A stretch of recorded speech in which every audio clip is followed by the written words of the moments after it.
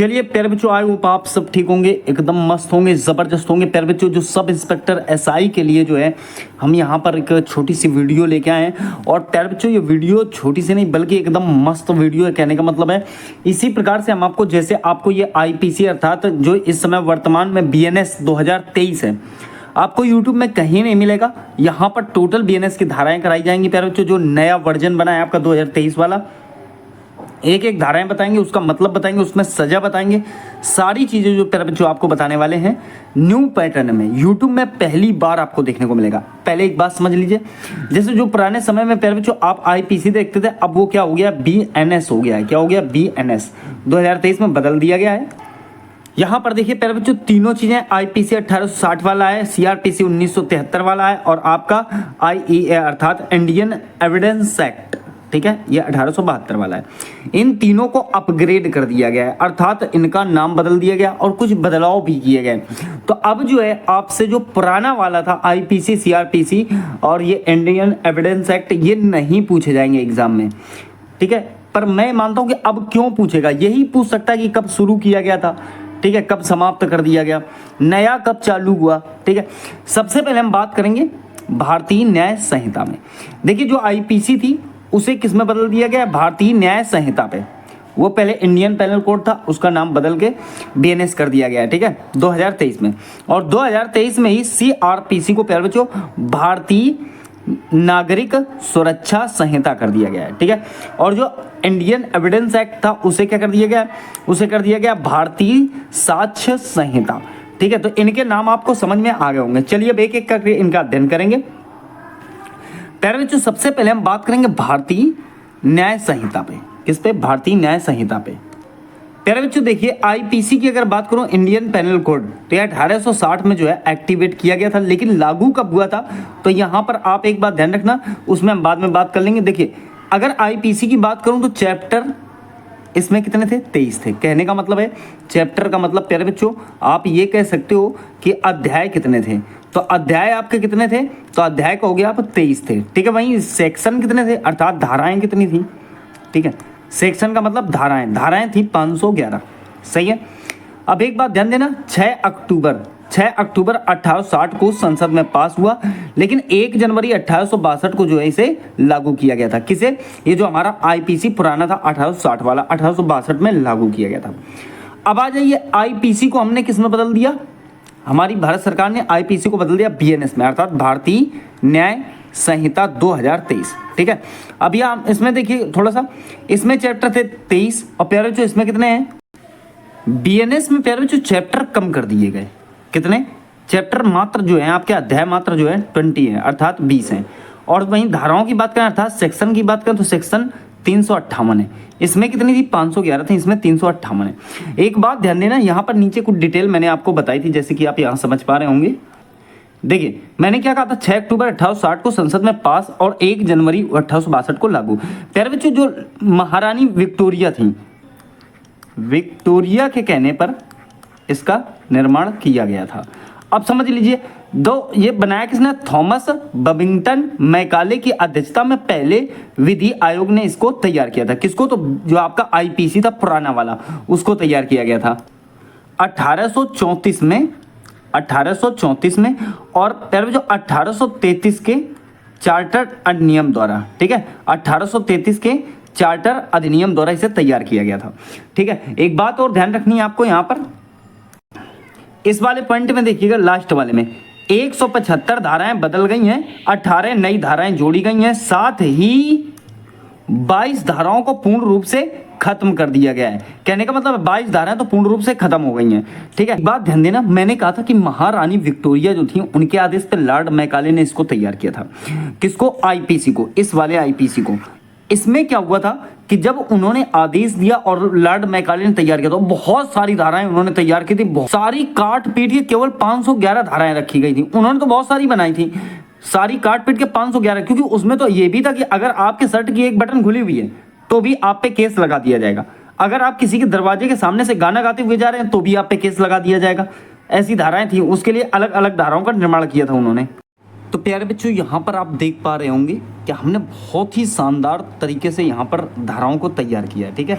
आप बहुत ही कम समय में सारी धाराएं रट लेंगे। इससे पहले एक काम करते हैं, हम धाराओं को पढ़ने से पहले इसके अध्याय भी देख लेते हैं, वो ज़्यादा बेटर रहेगा। ठीक है, देखिएगा यहाँ पर सबसे पहले हम बात करेंगे भारतीय न्याय संहिता 2023। एक तरफ प्यारे बच्चों आपके अध्याय दिए गए हैं, एक तरफ आपकी धाराएं हैं और एक तरफ अपराधों का जो है वर्गीकरण भी हमने कर दिया है। देखिए अध्याय 1 में क्या बताया गया है, इसमें धारा 1 से लेकर 3 तक है, प्रारंभिक है। क्या है? प्रारंभिक। अब बात यह आती है कि प्रारंभिक में एक्चुअली में प्रारंभिक में है क्या, तो आपको बताना चाहता हूं कि जो प्रारंभिक है इसमें यह बताया जाता है कि इसमें मुख्य रूप से अधिनियम का संक्षिप्त शीर्षक, प्रारंभ होने की तिथि और लागू होने के क्षेत्र अर्थात एप्लीकेशन के बारे में बताया जाता है।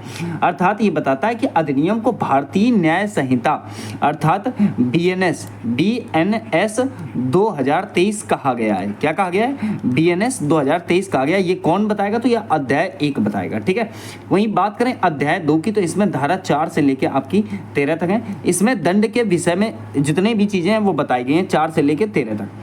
अध्याय 3 जो है प्यारे बच्चों, इसमें धारा 14 से लेकर 44 तक अर्थात सामान्य अपवाद निजी प्रतिरक्षा का अधिकार है। इसमें धारा जो है 34 से 44 तक जो है प्यारे बच्चों, जो इसमें प्यारे बच्चों जो निजी प्रतिरक्षा का अधिकार है वो धारा 34 से 44 तक है। ठीक है, कितना है? 34 से 44। और जो आपका सामान्य अपवाद है वो 14 से लेके 33 तक है। तो इस प्रकार से इसमें 2 पार्ट में ये डिवाइड है। कौन सा? अध्याय 3। अध्याय 4 की बात करें, अध्याय 4 तो ये धारा 45 से लेके 62 तक है। ठीक है, इसमें क्या है? उकसाने, आपराधिक षड्यंत्र और प्रयास के संबंध में जितनी भी धाराएं लगेंगी वो सारी आपके अध्याय 4 के अंतर्गत लगेंगे। अब अध्याय 5 देखेंगे। देखिए अगर अध्याय 5 की बात करें तो धारा 63 से लेकर 99 तक अर्थात महिलाओं और बच्चों के विरुद्ध अपराध। ठीक है, देखिए यौन अपराध की बात करें तो 63 से लेकर 73 तक है। महिलाओं के विरुद्ध आपराधिक बल और हमले की बात करें 74 से लेकर 79 तक। ठीक है, विवाह से संबंधित अपराध 80 से लेकर 87 तक। पहले जब हम धाराएं करेंगे तो संक्षिप्त में बताएंगे उसमें। ठीक है ना, अभी तो हम शॉर्ट में बात कर रहे हैं। फिर देखिए गर्भपात आदि का कारण बनना 88 से लेकर 99 तक है। ठीक है, वहीं बात करेंगे अध्याय 6 तो धारा 100 से लेकर 144 तक है। मानव शरीर को प्रभावित करने वाले अपराधों के विषय में इसमें जो है डिटेल दी गई है, जिसमें की बात करें तो जीवन को प्रभावित करने वाले अपराध 100 से लेकर 113 तक है।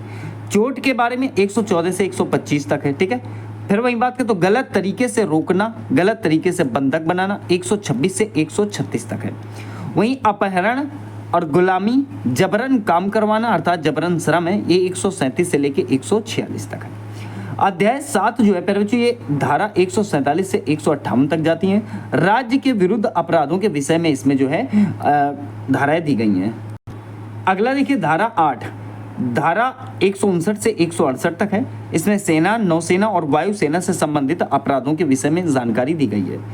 अध्याय 9 में बात करें तो धारा 169 से 177 तक है। चुनाव से संबंधित अपराधों के विषय में इसमें चर्चा की गई है। बात समझ में आ गई होगी। चलिए देखिए बात करेंगे अध्याय 10 की, तो धारा 178 से 188 तक। देखिए इसमें सिक्कों, बैंक नोटों, करेंसी नोटों और जो जितने भी सरकारी टिकटों से संबंधित अपराध विषय में, जैसे मतलब कोई आदमी नकली नोट छापने का काम घर पे कर रहा है तो ये समझ लो कि अध्याय 10 का विषय और धारा 178 से 88 तक काम करेंगे। ठीक है, 188 तक। अध्याय 11 तो धारा 189 से 197 तक। देखिए सार्वजनिक शांति के विरुद्ध अपराध। ठीक है, कोई आदमी अगर सार्वजनिक स्थल पर कोई दबंगाई दिखाता है या कोई गलत काम करता है तो अध्याय 11 का विषय है। अध्याय 12 पे बात करें तो धारा 198 से 205 तक लोक सेवकों द्वारा या उनसे संबंधित अपराधों के संबंध में। कहने का मतलब है अगर कोई आदमी गवर्नमेंटेड जॉब में है उसके बावजूद वो गलत कार्य कर रहा है तो अध्याय 12 का विषय है। बात करें अध्याय 13 का तो धारा 206 से 226 तक लोक सेवकों के वैध प्राधिकार की अवमानना करना। ठीक है, अध्याय 14 धारा 227 से 269 तक झूठे साक्ष्य और लोक न्याय के विरुद्ध अपराध। मतलब आप अगर कहीं झूठे साक्ष्य प्रस्तुत करते हो तो उसके लिए यहाँ पर सजा दी जाएगी। अध्याय 15 धारा 270 से 297 तक सार्वजनिक स्वास्थ्य, सुरक्षा, विश्वास, शालीनता और नैतिकता को प्रभावित करने वाले अपराधों के संबंध में इसमें वर्णन किया गया है। अध्याय 16 जो है इसमें धारा 298 से 302 तक है। धर्म से संबंधित अपराधों के विषय में इसमें जो है चर्चा की गई है। देखिए बात करेंगे अध्याय 17 की। तो धारा 303 से 334 तक देखिए, इसमें संपत्ति के विरुद्ध अधिकार हैं, ठीक है। कैसे? जैसे चोरी का वर्णन जो किया गया चोरी के विषय में 303 से 307 तक, जबरन वसूली 308, ठीक है।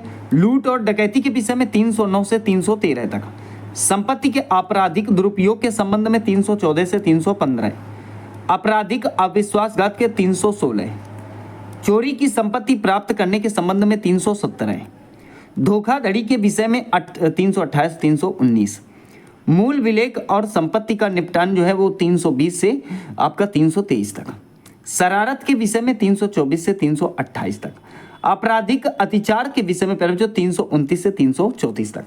तो ये रहे अध्याय 17 के विषय, जो इतने आपको इसमें टॉपिक देखने को मिलेंगे। बात करें अध्याय 18 की, तो पहले जो धारा 335 से 350 तक अर्थात 350 तक, देखिए दस्तावेजों और संपत्ति चिन्हों से संबंधित अपराधों के विषय में इसमें वर्णन किया गया है।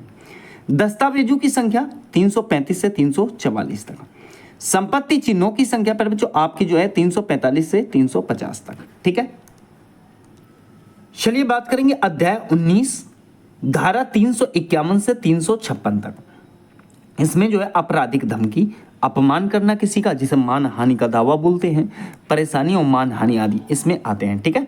अपमान अगर आप किसी को का करते हो तो एक अपमान हुआ, एक मान हानि। मान हानि में आप केस लगा सकते हो कि हमारा इतने रुपए का जो है नुकसान हो चुका है और इनकी वजह से हो चुका है, ठीक है। फिर देखिए धमकी है, अपमान, झुंझलाहट 351 से 355 तक, मान हानि मुख्य रूप से 356 में है। असहाय व्यक्ति की देखभाल करने और उसकी आवश्यकताओं की पूर्ति करने के अनुबंध का उल्लंघन करता तो उसमें 357 नंबर की धारा लगेगी। प्यारे बच्चों, आखिरी जो है वो अध्याय 20 जो है अर्थात 20 जो है, ये धारा 358 इसे निरसन और बचत के लिए रखा गया है। भविष्य में अगर कोई प्यारे में जो 358 जो है, मैं आपको मुख्यतः बताता हूं कि ये जो है एक उपधारा है, एक में जो है स्पष्ट रूप से कहता है कि भारतीय दंड संहिता आईपीसी को पूरी तरह से निरस्त किया जाता है। इसका अर्थ ये है कि अब आईपीसी का कोई स्वतंत्र अस्तित्व नहीं रहेगा और उसके स्थान पर जो है प्यारे जो आपका बीएनएस 2023 लागू हो गया। कौन सा? तो आप कहोगे कि साहब बीएनएस 2023 क्या हो गया? लागू हो गया। जो अब आगे हम एक एक करके सभी धाराएं पढ़ने वाले हैं। तो प्यारे बच्चों ये बात आपको बहुत ही परफेक्टली तरीके से समझ में आ गई होगी। चलिए प्यारे बच्चों शुरुआत करते हैं। देखिए बीएनएस की धारा 1 क्या कहती है, धारा पहली क्या कहती है? संक्षिप्त शीर्षक, विस्तार और प्रारंभ। इसमें आपको मैं बताना चाहता हूं कि एक्चुअली है क्या, ठीक है। तो ये धारा बताती है, धारा पहली, कि इस कानून को भारतीय न्याय संहिता 2023 द्वारा लागू किया जाता है। किसके द्वारा? 2023 द्वारा जो है लागू किया जाता है। ये कौन बताती है? धारा 1 बताती है। प्लस ये भी कहती है ये भारत के पूरे क्षेत्र में लागू होगी। इसकी शुरुआत की तारीख केंद्र सरकार अधिसूचना द्वारा तय करेगी, ठीक है। उदाहरण के तौर पर मान लो सरकार इस कानून को 1 जुलाई 2024 को से लागू करने का निर्णय लिया था, ठीक है। कब? 1 जुलाई 2024। ये आपको ध्यान रखना बहुत इंपॉर्टेंट है, ठीक है। कब? तो 1 जुलाई 2024 से लागू करने का निर्णय लिया था। तो इस तारीख के बाद किए गए सभी अपराध इसी कानून के अनुसार देखे जाएंगे, ना कि पुराने भारतीय दंड संहिता अर्थात 1860 आईपीसी के अनुसार। तो ये समझ में आ गई होगी आपको धारा पहली। बात करेंगे बीएनएस की धारा दूसरी, ठीक है। दूसरी धारा क्या कहती है? परिभाषाएं, ठीक है। देखिए इसमें जो वर्णन किया गया है वो किया गया है व्यक्ति, सरकार, लोक सेवक, न्यायालय, अपराध, दस्तावेज, संपत्ति, बालक, महिला, पुरुष, जीव जंतु, सभी के लिए ये काम करेगा। कौन सा? तो जो परिभाषाएं दी गई हैं वो सबके लिए दी गई हैं, ठीक है। मैंने आपको जितने गिना दिए कि व्यक्ति है, सरकार है, लोक सेवक है, न्यायालय है, अपराध है, दस्तावेज है, संपत्ति है, बालक है, महिला है, पुरुष है, जीव जंतु। जैसे व्यक्ति कोई भी इंसान या कानूनी रूप से मान्य संस्था जैसे कंपनी, संगठन है, उनके लिए बनाया गया है। फिर देखिए सरकार में भारत सरकार हो या राज्य सरकार, उनके लिए भी है, ठीक है। तो उन सब की यहाँ पर जो है परिभाषाएं दी गई। यहाँ जीव जंतु से, मानव से भिन्न कोई जीवित प्राणी जो है उस सब के लिए जो है लागू करता है, ठीक है। फिर देखिए बात करेंगे धारा 3 में, सामान्य स्पष्टीकरण और अभिव्यक्तियां। अर्थात आप क्या कह सकते हो, ये कह सकते हो कि साधारण अपवाद लागू होंगे। जैसे हर अपराध और दंड साधारण अपवाद के अधीन होंगे, भले ही इसे परिभाषा में ना दोहराया गया हो। उदाहरण कह सकते हो कि 7 साल से कम उम्र के बच्चे द्वारा किया गया कार्य अपराध नहीं माना जाएगा। ठीक है, परिभाषाएं की बात करें समान रूप से लागू होंगी। संहिता में जहां भी कोई परिभाषा दी गई है वह पूरे कानून में उसी अर्थ में ली जाएगी। ठीक है, संपत्ति का कब्जा, अगर किसी की संपत्ति उसकी पत्नी, लिपिक या सेवक के पास है तो उसे उसी व्यक्ति के कब्जे में माना जाएगा। ठीक है, अवैध लोभ भी जो है अपराध हो सकता है। कहने का मतलब किसी को जानबूझकर खाना न देना और उसकी मृत्यु कराना भी हत्या मानी जाएगी। ठीक है, अपराध में सहयोग करने वाला भी दोषी होगा। कोई व्यक्ति यदि अपराध में सहायता करता है तो वह भी दोषी माना जाएगा, भले ही उसने सीधा अपराध ना किया हो। ऐसी चीजें जो है आपके धारा 3 में रखी गई हैं। धारा 4 देखिए, जिसमें हम बताएंगे दंड के बारे में। ठीक है, देखिए दंड की अगर बात करें प्यारे बच्चों, दंड की अगर मैं बात करूं तो एक बात ध्यान रखना, आप क्या ध्यान रखोगे कि जो है जैसे एक तो हो गया मृत्यु दंड, ठीक है, एक हो गया आजीवन कारावास, एक हो गया सामुदायिक सेवा वाला, एक हो गया संपत्ति की जब्ती और एक हो गया आपका अर्थदंड। अर्थदंड भी है, अर्थात अपराध की गंभीरता के अनुसार जुर्माना लगाया जा सकता है। ठीक है, तो ये दंड के प्रकार हो गए। ठीक है, धारा जो है आपकी प्यारे बच्चों 5 है। कौन सी है ये?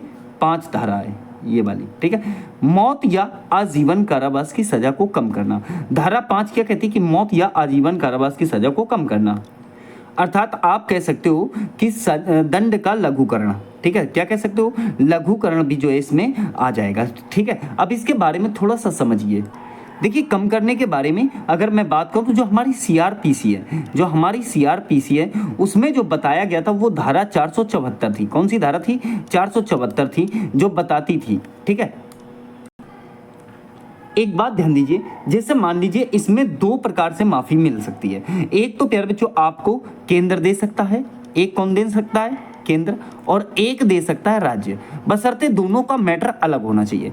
जैसे बात करूं अगर केंद्र के पास कौन सी शक्ति है? अपराध मृत्यु दंड से संबंधित है। दूसरा, अपराध किसी ऐसे कानून का उल्लंघन करता है जिस पर संघ सरकार को कार्यपालिका की शक्ति प्रदान है, तो ये तो केंद्र के अंतर्गत जाएगा। ठीक है, राज्य की बात करें तो प्यारे बच्चों राज्य सरकार यदि अपराध किसी ऐसे कानून का उल्लंघन करता है जिस पर राज्य सरकार को कार्यपालिका शक्ति प्रदान है। ठीक है, दूसरी, अपराधी को उसी राज्य में दंडित किया गया है। तीसरा, दंड चाहे मृत्यु दंड हो या ना हो, राज्य सरकार इसे कम कर सकती है। ये बात आपको ध्यान रखनी है। यदि मामला केंद्र के विषय से संबंधित है तो केंद्र सरकार, और यदि मामला राज्य से संबंधित है तो आपका राज्य सरकार दंड में कमी कर सकती है। तो ये बात आपको ध्यान रखनी है। बीएनएस की धारा 6 क्या कहती है?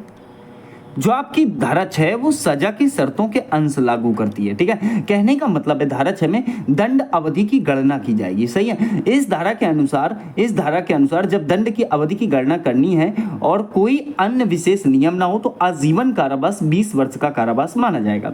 इसका मतलब ये नहीं है कि आजीवन कारावास केवल 20 वर्ष तक ही सीमित होगा, बल्कि जहां गणना की जरूरत होगी वहां इसे 20 वर्षों के बराबर भी माना जा सकता है। ठीक है, अब एक उदाहरण के तहत ऐसे समझ सकते हो, जैसे पुत्तन लाल को अदालत ने आजीवन कारावास की सजा सुना दी।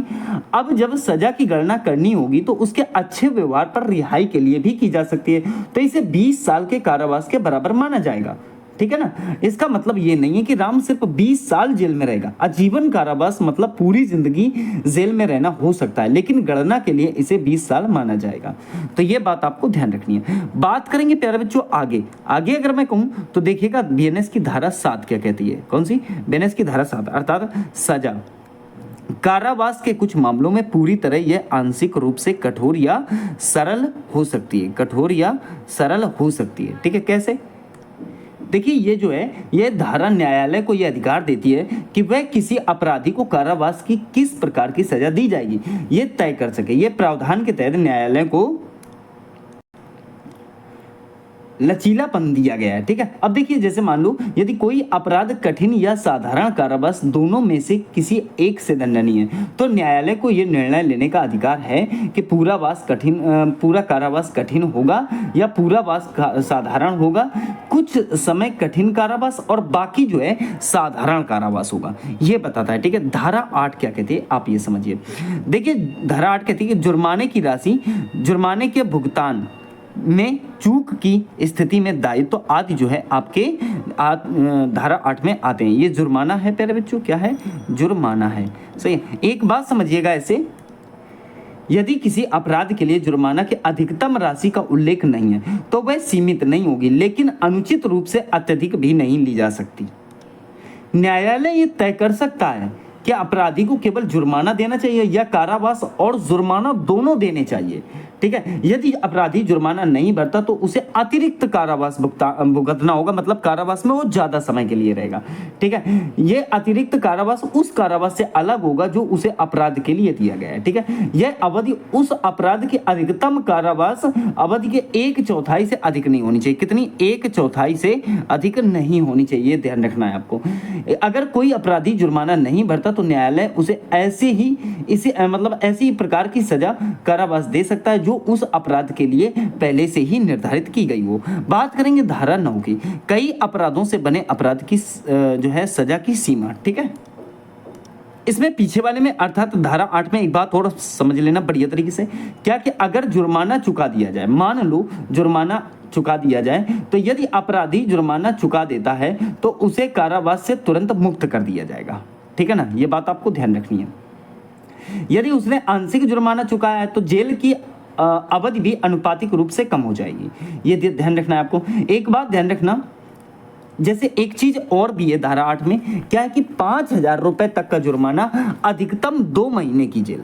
अगर आप मतलब जैसे 2 महीने की जेल नहीं काटना चाहते हो और तो जुर्माना आप 5,000 रुपए दे सकते हो। ठीक है, अगर 10,000 का जुर्माना आप नहीं देते हो तो 4 महीने की जेल। अगर 10,000 का जुर्माना अधिक लगा दिया गया है आपके ऊपर या 10,000 से अधिक का जुर्माना है तो आपको अधिकतम 1 साल की जेल हो सकती है। ये ध्यान रखना। यदि मान लो एक व्यक्ति है और उसको 100 रुपए का जुर्माना और 4 महीने की जेल सजा दी जाएगी 100 रुपए पे, आप ये समझ लो, वो निकाल लेना हिसाब किताब। मैंने क्या बता दिया? 5,000 रुपए का जुर्माना, 5,000 रुपए का जुर्माना जहां है तो वहां पर ये समझ लो 2 माह की जेल है। कितनी? 2 माह की जेल।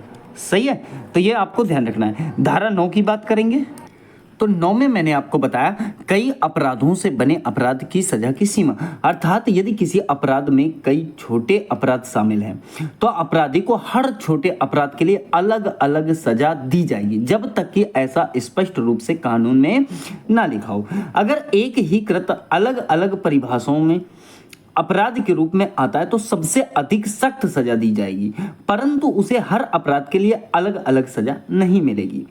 ठीक है, तो ये बात आपको ध्यान रखनी है। चलिए, धारा 10वीं देखिए क्या कहती है।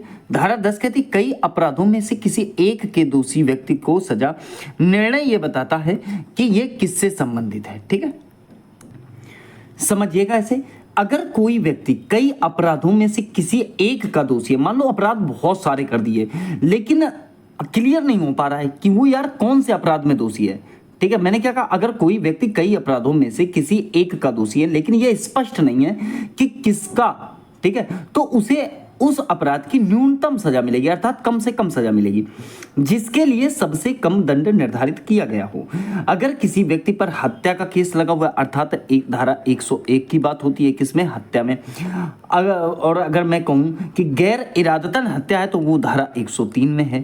कहने का मतलब अगर गैर इरादतन हत्या में से किसी एक का दोष है लेकिन यह सुनिश्चित नहीं है कि उसने कौन सा अपराध किया है। ठीक है, मतलब एक तो हत्या हो गई, ये वाली हत्या हो गई, ये गैर इरादतन हत्या हो गई, पर पता नहीं है, ठीक है, सुनिश्चित नहीं है कि उसने कौन सा अपराध किया, तो उसे इन दोनों में से किसी एक अपराध की अधिकतम सजा दी जा सकती है। बात समझना आप।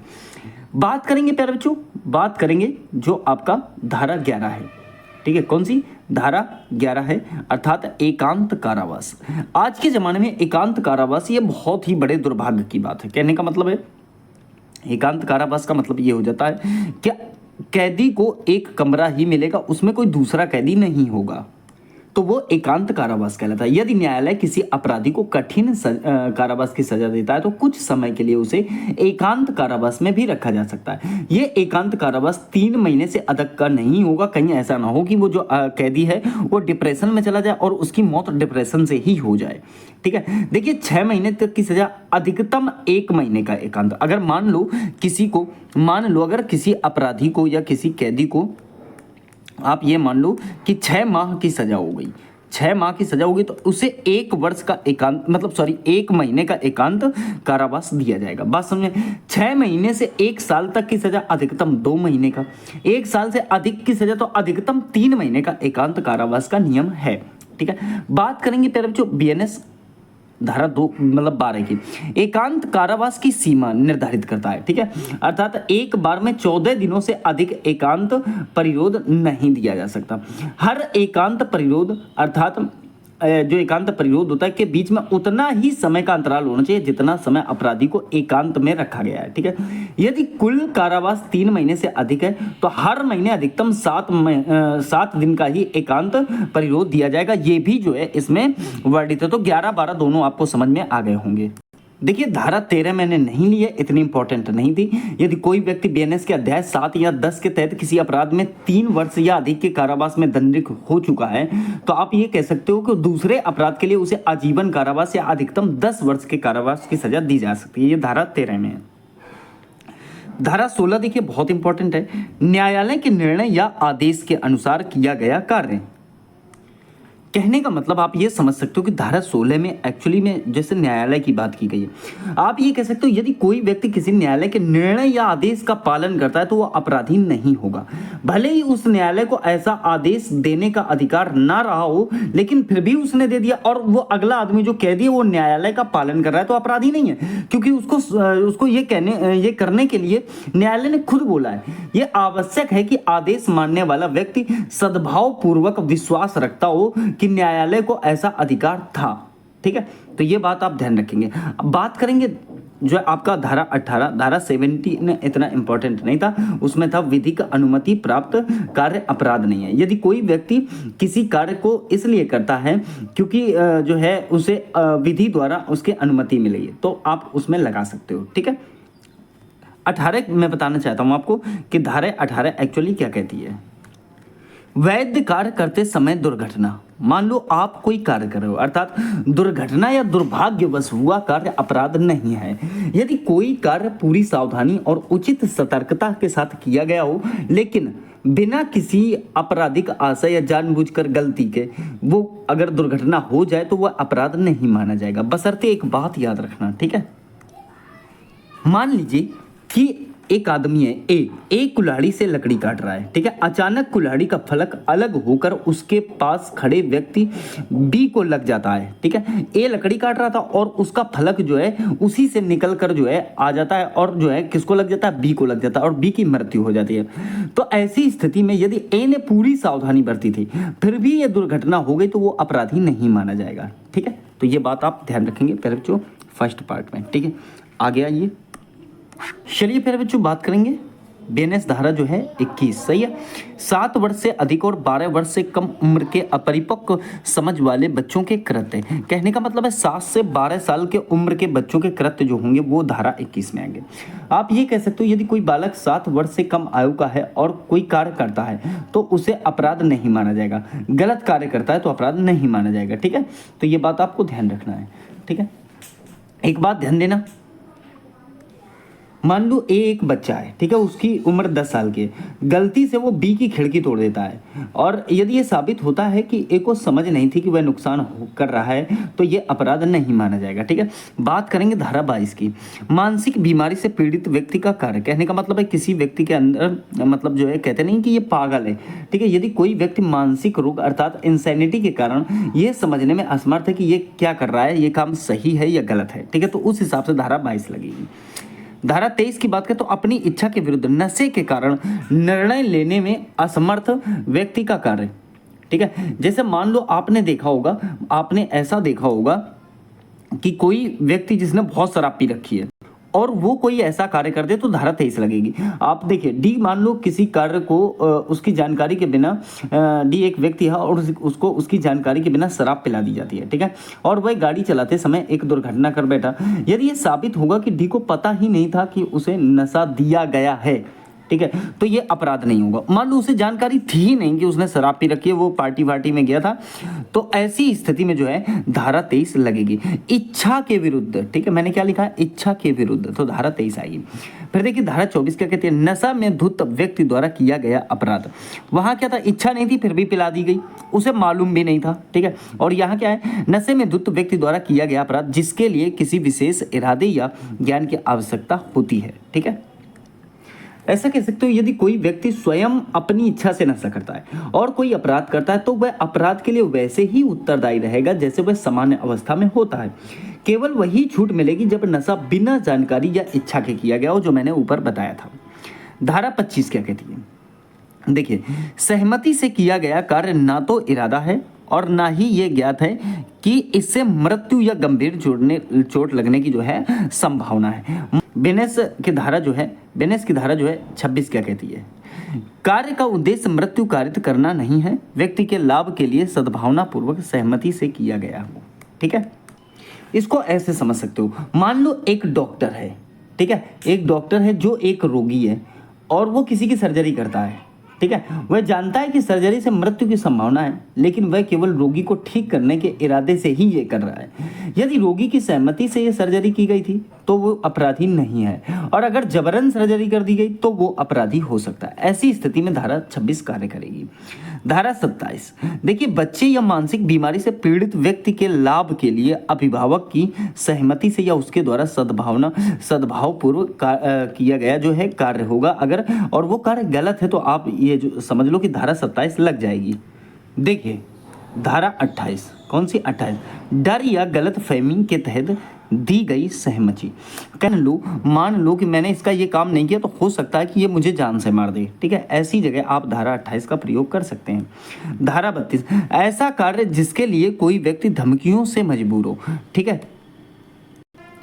यदि कोई व्यक्ति किसी अवैध धमकी के कारण कोई कार्य करने के लिए मजबूर होता है तो वह दंडनीय नहीं होगा, ठीक है। एक व्यक्ति को बंदूक की नोक पर बैंक से पैसे निकालने के लिए मजबूर किया जाता है, किसी व्यक्ति को जान से मारने की धमकी देकर झूठा गवाह बनाने के लिए मजबूर किया जाता है तो वो अपराधी नहीं होगा। धारा 34, निजी रक्षा में किए गए कार्य, ठीक है।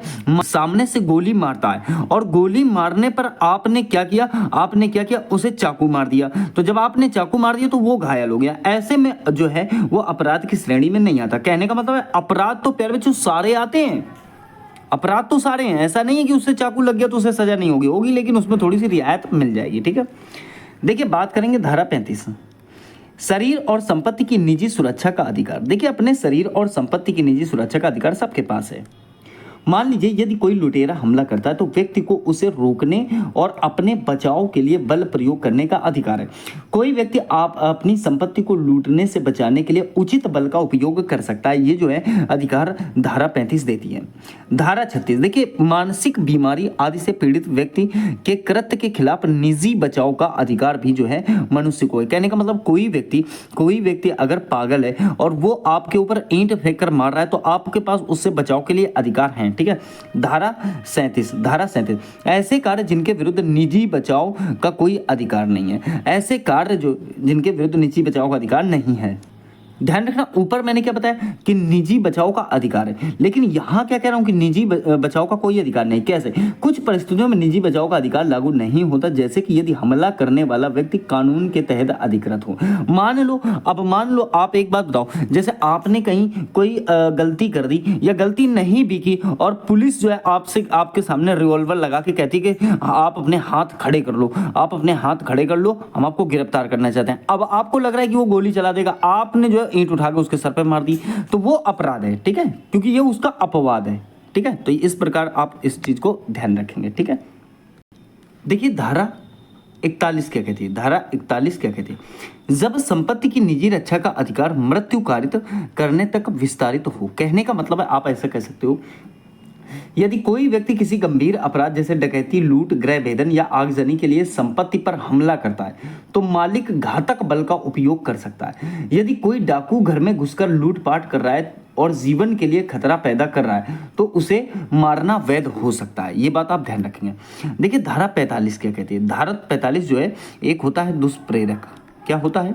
दुष्प्रेरक, ठीक है, दुष्प्रेरक, और एक होता है दुष्प्रेरण। अगर दुष्प्रेरक की बात करूं तो धारा 45, और दुष्प्रेरक मतलब दुष्प्रेरण, ऊपर वाली क्या है? दुष्प्रेरण, ऊपर वाली दुष्प्रेरण है, क्या है? तो ऊपर वाली हो गई आपकी दुष्प्रेरण और नीचे वाली क्या है? दुष्प्रेरक। ठीक है, उस दुष्प्रेरण का मतलब ये किसी चीज के लिए किसी को उकसाना। मान लो 4 लोग आपस में लड़ रहे हैं, ठीक है, एक 5वां व्यक्ति वहां पर खड़ा है और वो उससे कहता है कि मार मार मार मार मार, तुझे गाली दी इसने, मार।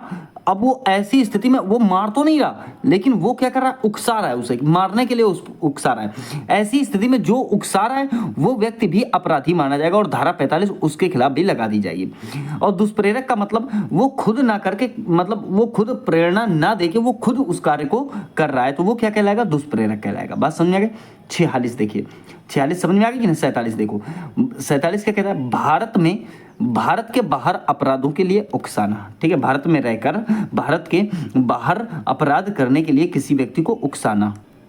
देखिए, यदि भारत में कोई व्यक्ति भारत के बाहर अपराध करने के लिए उकसाता है तो उसे इस कानून के तहत दंडित किया जा सकता है। जैसे भारत में बैठा कोई व्यक्ति विदेश में हत्या करवाने की साजिश करता है तो भारतीय कानून के तहत उस पर मुकदमा चलाया जा सकता है। 49 की बात करें, 49 की, यदि दुष्प्रेरित कार्य परिणाम स्वरूप किया जाता है और जहां इसकी सजा के लिए कोई स्पष्ट प्रावधान नहीं किया गया तो दुष्प्रेरण की सजा उस पर लागू होगी। ठीक है, जैसे मान लो ए बी को झूठी गवाही देने के लिए उकसाता है, बी इस उकसाने के कारण झूठी गवाही दे देता है, इसलिए ए भी उतना ही दोषी है जितना बी, और उसे वही सजा मिलेगी जो बी को मिलेगी। ये बात आपको ध्यान रखनी है। ठीक है, अगर बात करें धारा 54, जब अपराध किया जाता है तो दुष्प्रेरक उपस्थित हो। जब अपराध किया जाता है तो दुष्प्रेरक उपस्थित हो। अगर मान लो अपराध हो रहा है और वहां पर दुष्प्रेरक उपस्थित है तो वो भी अपराधी माना जाएगा। जैसे ए बी को हत्या के लिए उकसाता है और खुद वहां मौजूद रहता है, ए भी हत्या के लिए दोषी होगा और बी भी हत्या के लिए दोषी होगा। ठीक है, देखिए धारा 55, धारा 55 क्या कहती है प्यारे बच्चों? मौत या आजीवन कारावास से दंडनीय अपराध के लिए उकसाना। ठीक है, तो धारा 55, अगर कोई व्यक्ति किसी अन्य को ऐसा अपराध करने के लिए उकसाता है जो मौत या आजीवन कारावास की सजा के योग्य है लेकिन वह अपराध वास्तव में नहीं किया जाता तो उसे अधिकतम 7 साल की जेल या जुर्माने की सजा हो सकती है। ठीक है, अगर उकसाने के कारण कोई ऐसा कार्य हो जाता है जिससे किसी व्यक्ति को नुकसान पहुंचता है तो उकसाने वाले व्यक्ति को अधिकतम 14 साल की जेल और जुर्माने की सजा हो सकती है। तो ये बात आप ध्यान रखेंगे। ठीक है, धारा 56 क्या कहती है? धारा 56, कारावास से दंडनीय अपराध के लिए उकसाना। अब मान लीजिए कि यदि कोई व्यक्ति किसी अपराध के लिए किसी अन्य को उकसाता है लेकिन वह अपराध वास्तव में नहीं किया जाता उसके द्वारा, लेकिन दूसरे के द्वारा करवा दिया जाता है, और वो पैरल जो आपका कहां बैठा हुआ है? जेल में बैठा हुआ है। ठीक है, कहां बैठा हुआ है? जेल में। दूसरे उदाहरण से आप ऐसे समझ सकते हो कि यदि ए एक पुलिस अधिकारी है जिसका काम लूट को रोकना है लेकिन वह किसी को लूट करने के लिए उकसाता है और लूट वास्तव में नहीं होती, तब भी ए को लूट के लिए निर्धारित अधिकतम सीमा जो सजा की सीमा होगी उसके आधे समय तक के लिए जेल में और जुर्माना भी लगाया जा सकता है। जेल में भी रहेगा आधे समय के लिए, जितनी सजा होगी उसके आधे समय के लिए, और जुर्माना भी लगाया जाएगा। ठीक है, फिर देखिए बात करेंगे धारा 57 पे। जो धारा 57 जो है आपकी, जनता या 10 से अधिक व्यक्तियों द्वारा अपराध करने के लिए उकसाना। ठीक है, जैसे मान लीजिए ए 20 लोगों को दंगा करने के लिए उकसाता है, ए को भी दंगे के अपराध में दंडित किया जाएगा। जैसे नेता कहीं खड़ा होकर भाषण दे रहा है, वहां पर 20 लोग हैं और वो कहता है कि अरे ये काम बहुत गलत हो गया और हमें अब जो है गाड़ियों में तोड़ फोड़ करनी चाहिए, तो इसके लिए केवल वो 20 लोग अपराधी नहीं है बल्कि नेता को भी जो है सजा दी जाएगी। ठीक है, धारा आपके 58 क्या कहती है? मौत या आजीवन कारावास से दंडनीय अपराध करने की योजना को छिपाना जो है ये भी एक अपराध की श्रेणी में रखा गया है। जैसे मान लो एक व्यक्ति को पता चलता है कि दूसरा व्यक्ति जो है हत्या की योजना बना रहा है लेकिन वह इसे छिपाता है तो जो पहला व्यक्ति है उसे भी सजा मिलेगी। ठीक है, देखिए धारा 61, आपराधिक साजिश। यदि कोई व्यक्ति आपराधिक साजिश करता है, ठीक है, आपराधिक साजिश करता है और उसका भांडाफोड़ हो जाता है तो वो भी अपराधी माना जाएगा। जैसे ए और बी मिलकर एक बैंक लूटने की योजना बनाते हैं, भले ही वे इस अंजाम में ना दे पाए लेकिन कोशिश तो की, फिर भी उन्हें दंडित किया जाएगा। ठीक है, मतलब आप उस काम में सक्सेस नहीं पा पाए लेकिन पकड़ गए, फिर भी आपको दंडित किया जाएगा। ऐसा नहीं कि हमने तो चोरी की ही नहीं, हमने तो केवल कोशिश की थी। ठीक है, अब धारा 62 क्या कहती है? आजीवन कारावास। आजीवन कारावास या अन्य कारावास से दंडनीय अपराध करने का प्रयास करने के लिए सजा। कहने का मतलब है ए बी को मारने की कोशिश करता है लेकिन असफल रहता है। ठीक है, तो ए को हत्या, जो ए है, ए को हत्या के प्रयास की सजा जरूर मिलेगी।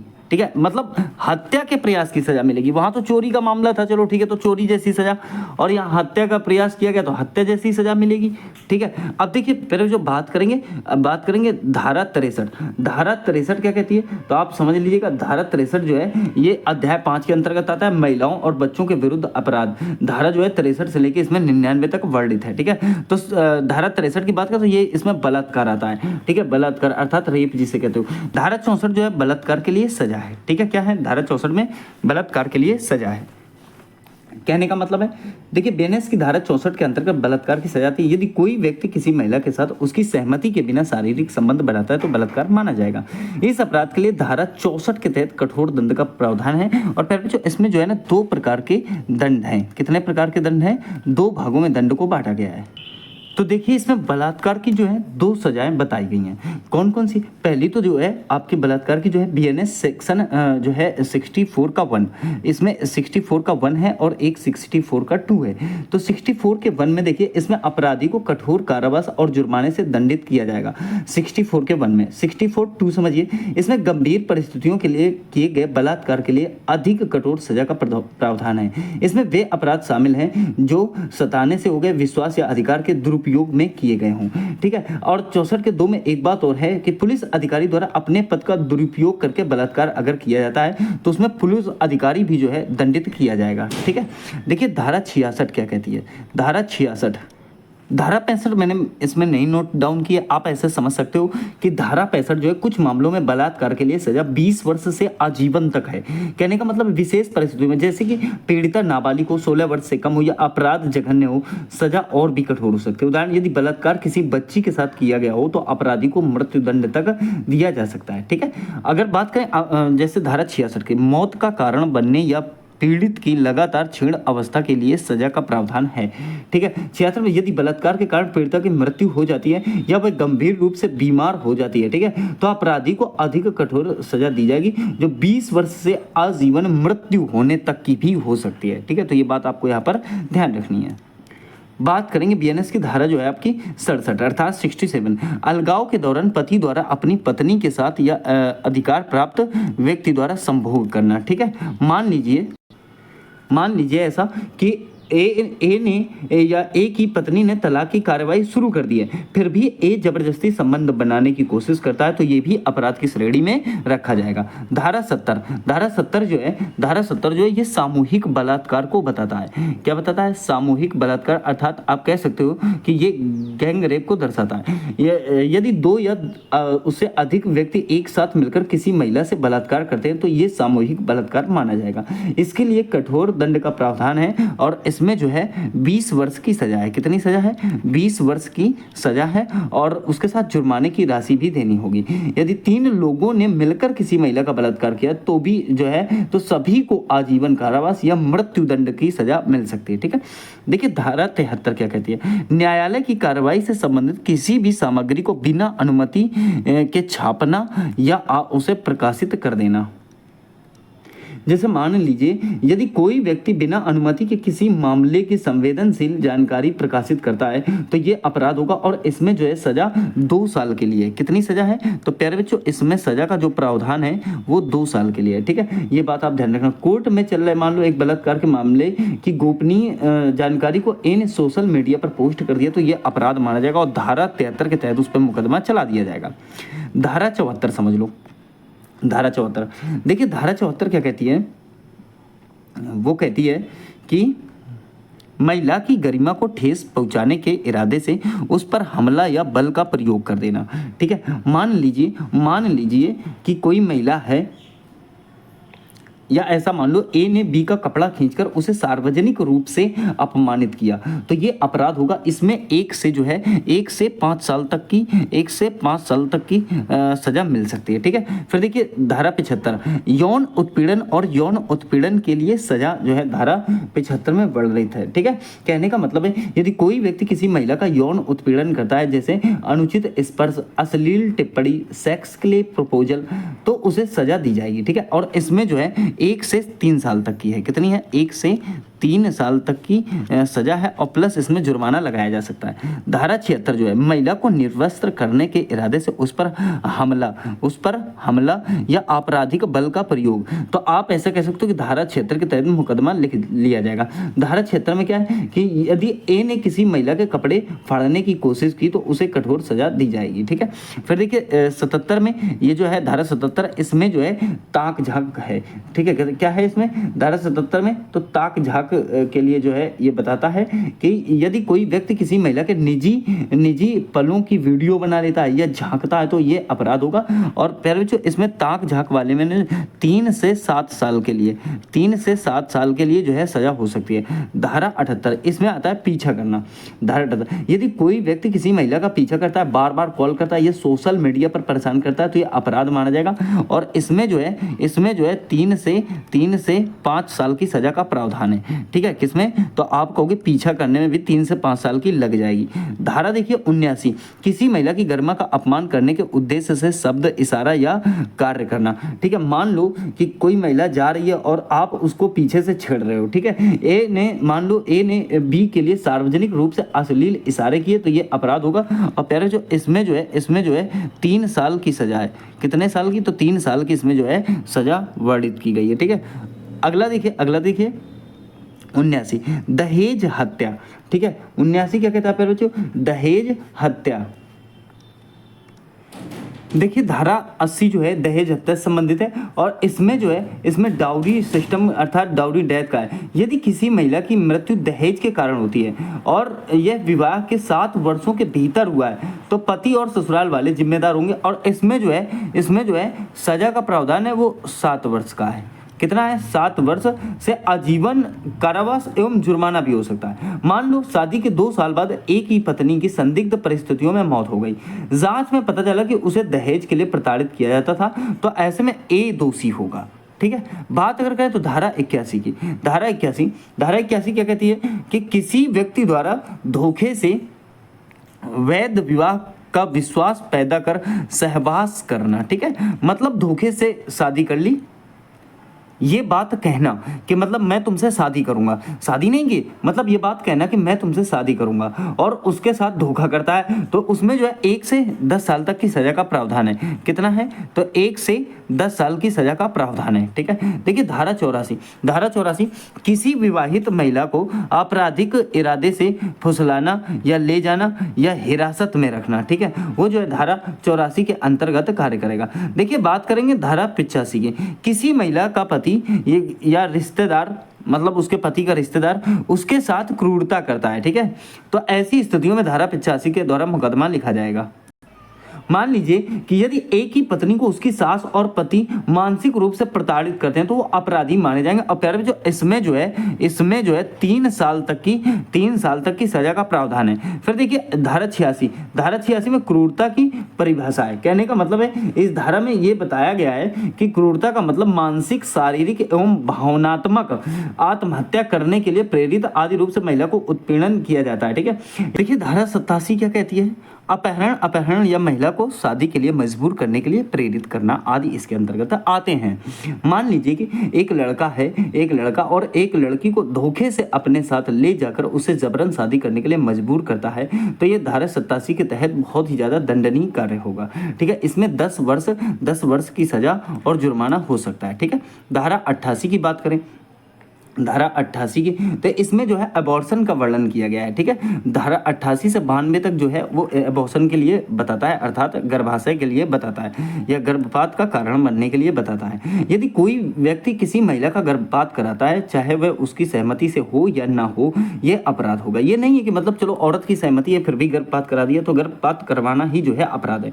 मतलब एक महिला अपने बच्चे को जन्म देने से पहले ही उसे गर्भ से निकाल दे तो इसमें जो है 3 से 7 साल तक की सजा है। और यही नहीं 3 से 7 साल तक की सजा ही नहीं बल्कि डॉक्टर को भी इसमें जो है अपराधी माना जाएगा कि आपने ऐसा कार्य किया क्यों। ठीक है, तो डॉक्टर भी जो है इसमें अपराधी माना जाएगा। ठीक है, देखिए धारा 89 क्या कहती है, धारा 89 महिला की सहमति के बिना गर्भपात करना। ठीक है, धारा 90 क्या है, गर्भपात कराने के इरादे से किए गए कार्य के कारण मृत्यु भी हो सकती है ना। जरूरी थोड़ी है कि मतलब वो जो है शख्स, मान लो राजू ने अपनी पत्नी की मर्जी के बिना उसे दवाइयाँ देकर उसका गर्भपात करवा दिया।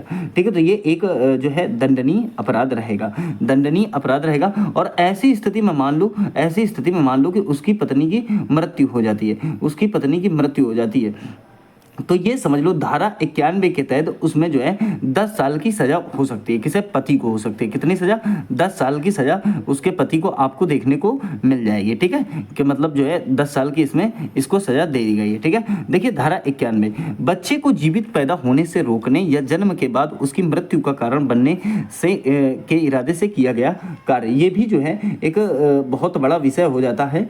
ठीक है, तो ये बात आप ध्यान रखेंगे। बात करेंगे धारा 92 की, गैर इरादतन हत्या। 92 क्या कहता है, गैर इरादतन हत्या की श्रेणी में आने वाले अजन्मे बच्चे की मृत्यु का कारण बनना, ये जो है आपका गैर इरादतन हत्या के तहत भी आ सकता है। कि मान लीजिए इसमें जो है गलती किसकी होगी, तो डॉक्टर की होगी। डॉक्टर की लापरवाही के कारण प्रसव के दौरान अजन्मे बच्चे की मृत्यु हो गई और ये धारा 92 के तहत जो है दंडनीय होगा। इसमें जो है 10 साल की सजा है। कितनी है, 10 साल की सजा। धारा 95 देखिए, अपराध करने के लिए बच्चे को काम पर रखना, ठीक है, नियोजित करना या नियुक्ति करना, ये भी बहुत बड़ा अपराध है। इसके लिए भारत में ये क्या बहुत जगह बहुत सारे इसमें जो है गिरोह काम करते हैं कि मान लो लड़कों को, छोटे छोटे बच्चों को पकड़ लेते हैं, उनसे भीख मंगवाते हैं, चोरी करवाते हैं। तो ऐसी जगह धारा जो है 95 कार्य करेगी। धारा 97 देखिए 10 साल से कम उम्र के बच्चे का अपहरण या उससे चोरी कराने के इरादे से अपहरण कर लेना। ठीक है, उसको किडनैप कर लिया और उससे जो है चोरी करवा रहे हो या और कोई गलत काम करवा रहे हो, तो ऐसे में जो है धारा 97 लागू होगी। देखिए धारा 98 वेश्यावृत्ति आदि के लिए बच्चे को बेचना। ठीक है, मान लीजिए अगर कोई बच्चा वेश्यावृत्ति जैसे अनैतिक कार्यों के लिए बेचा जाता है तो यह अपराध होगा। कि एक दलाल ने 12 साल की बच्ची को जबरन वेश्यावृत्ति में धकेल दिया, ये धारा 98 के तहत अपराध होगा। प्यारे बच्चों, इसमें जो है 10 साल की सजा है। कितनी सजा है, 10 साल की। 99 धारा क्या कहती है, वेश्यावृत्ति आदि के लिए बच्चे को खरीदना, मतलब सिर्फ बेचना ही अपराध नहीं है। ठीक है, बेचना ही अपराध नहीं। मान लो एक व्यक्ति ने एक दलाल से 13 साल की लड़की को खरीदा और उससे जो है वेश्यावृत्ति में ढकल दिया, अब 99 के तहत जो है उसमें कार्रवाई की जाएगी। ठीक है, किसके तहत, 99 के तहत। देखिए यहाँ पर धारा 100 है। कितनी, धारा 100 हत्या। धारा 100 किसके लिए, हत्या। मानव शरीर के जो है विरुद्ध अपराध धारा जो है 100 से 146 तक, कहने का मतलब 46 धाराएं जो है अध्याय 6 के अंतर्गत आती हैं। 100 से 146 जीवन को संकट में डाले जाने वाले अपराध जो होंगे वो आएंगे इसमें। ठीक है, तो देखिए एक बात ध्यान देना, धारा 100 जो है ये आपराधिक मानववध है, अर्थात हत्या है। अगर कोई व्यक्ति जानबूझकर या ऐसा काम करके जिससे किसी की मृत्यु हो सकती है, किसी की जान लेता है, तो यह हत्या का अपराध होगा। अर्थात इरादा, संभावना, ज्ञान इसके मुख्य बिंदु है। ठीक है, जान से मारने या गंभीर चोट पहुंचाने का इरादा हो, कार और मान लो संभावना, कार से मृत्यु होने की संभावना हो, व्यक्ति को पता हो कि उसके काम से किसी की मौत हो सकती है। ठीक है, मान लो रवि ने गुस्से में राम के सिर पर हथौड़े से वार कर दिया जिससे उसकी मौत हो गई, तो इसमें जो है धारा कौन सी लग जाएगी, तो धारा 100 लग जाएगी। देखिए धारा अगर बात करें 102, देखिए बात करेंगे तो बीएनएस धारा 102 जिस व्यक्ति की मृत्यु का इरादा था उसके अलावा किसी अन्य व्यक्ति की मृत्यु कारित कर गैर इरादतन हत्या जो है हो जाती है। कहने का मतलब है कि अगर किसी व्यक्ति का जो है इरादा किसी विशेष व्यक्ति की हत्या करने का था लेकिन गलती से कोई और मारा गया, ये गैर इरादतन हत्या होगी। उदाहरण, मोहन ने श्याम को मारने की कोशिश की लेकिन गलती से जो है राम को गोली लग गई और उसकी मृत्यु हो गई, तो ये धारा 102 का विषय है। ठीक है, यहाँ तो आपने देखा कि सब बढ़िया तरीके से मतलब उसने मर्डर किया, लेकिन 102 में गैर इरादतन हत्या हो जाती है। ठीक है, चलिए बच्चों बात करेंगे बीएनएस की धारा 103 के बारे में। देखिए 103 में जो है प्यारे बच्चों आपका हत्या के लिए सजा है। कहने का मतलब है 103 में अगर कोई व्यक्ति हत्या का दोषी पाया जाता है तो उसे इस धारा के तहत दंडित किया जाएगा। सजा मृत्यु दंड या आजीवन कारावास या शेष प्राकृतिक जीवन व जुर्माना। उदाहरण जैसे एक व्यक्ति ने जानबूझकर एक व्यक्ति की हत्या कर दी तो अदालत ने उसे आजीवन कारावास की सजा जो है आपकी सुना दी। ठीक है, ऐसा हो सकता है। आगे देखिए बीएनएस की धारा 104 आजीवन कारावास की सजा। धारा 104 में क्या बताया मैंने कि आजीवन कारावास की सजा हो जाए अगर मान लो, जैसे किसी को, इसमें तो हत्या के लिए सजा होती है, इसमें आजीवन कारावास की सजा हो जाए। ठीक है, जब कोई व्यक्ति पहले से ही आजीवन कारावास की सजा काट रहा होता है और वह किसी की हत्या करता है तो उसके लिए कानून में और भी कठोर दंड का प्रावधान है। ठीक है, जिसे आप कह सकते हो मृत्युदंड अर्थात डेथ पेनल्टी। ठीक है, तो ऑलरेडी सजा काट रहा है वो, और सजा काटने के बाद वो मान लो किसी पेशी वेशी में जाता है, वहां से भाग गया, भागने के बाद उसने एक और मर्डर कर दिया तो ये बवाल पड़ जाता है। ठीक है, तो ध्यान रखना बीएनएस की धारा 105 गैर इरादतन हत्या के लिए सजा। धारा 105 जो है, धारा 105 एक ऐसी धारा है जिसमें गैर इरादतन हत्या के लिए सजा का वर्णन है, और प्यारे बच्चों इसमें 5 से 10 साल के लिए है। कितना है? 5 से 10 साल के लिए कारावास। अगर कोई व्यक्ति या किसी व्यक्ति का इरादा हत्या करने का नहीं था लेकिन उसके कार्य से किसी की मौत हो गई तो ये गैर इरादतन हत्या मानी जाएगी। ठीक है, जैसे रोहन और अमित में झगड़ा हुआ, गुस्से में रोहन ने अमित को धक्का दे दिया जिससे वह सीढ़ियों से जो है गिरकर मर गया। तो इस बात को आपको यहाँ पर थोड़ा सा ध्यान देना है। बीएनएस की धारा 106 क्या कहती है? लापरवाही से मौत का कारण। अब मान लो कि अगर किसी की लापरवाही से किसी की मौत हो जाती है तो यह अपराध इस धारा के तहत आएगा और इसमें 2 साल से 10 साल के लिए सजा है या और जुर्माना भी हो सकता है। ठीक है, कार चालक द्वारा दुर्घटना में किसी की मृत्यु हो जाना। ठीक है, तो ये उसका विषय बन जाता है।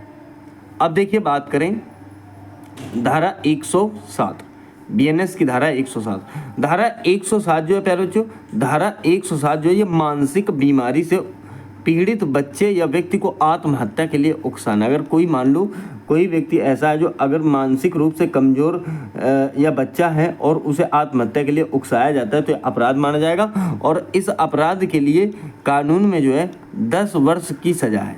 कितने वर्ष की? 10 वर्ष की सज़ा और जुर्माना भी हो सकता है।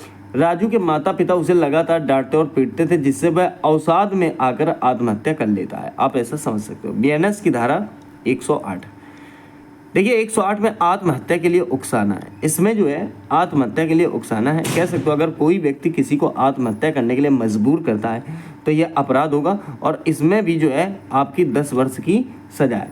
ठीक है, तो ये बात आपको ध्यान रखनी है। बीएनएस धारा 109 हत्या का प्रयास करना, मतलब हत्या नहीं करना, आपने तो कोशिश की।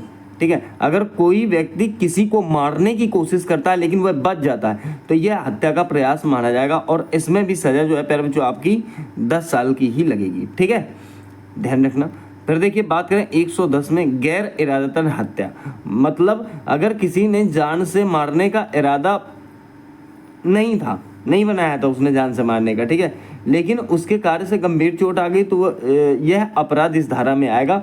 इसमें सजा जो है 3 से 7 साल के बीच रखी गई है। ठीक है, बीएनएस की धारा 113 आतंकवादी कृत्य का अपराध। ठीक है, 113 क्या कहती है कि आतंकवादी कृत्य का अपराध जो है 113 में रखा गया है। कहने का मतलब है अगर कोई व्यक्ति आतंकवादी गतिविधि करता है तो यह अपराध होगा। सजा इसमें कारावास, मृत्युदंड, आजीवन व जुर्माना तीनों हैं। ठीक है, देखिए बात करेंगे बीएनएस धारा 144। ठीक है, चोट पहुंचाना। सही है, क्या है? चोट पहुंचाना, अर्थात अगर किसी व्यक्ति को मामूली चोट पहुंचाई जाती है तो ये अपराध माना जाएगा।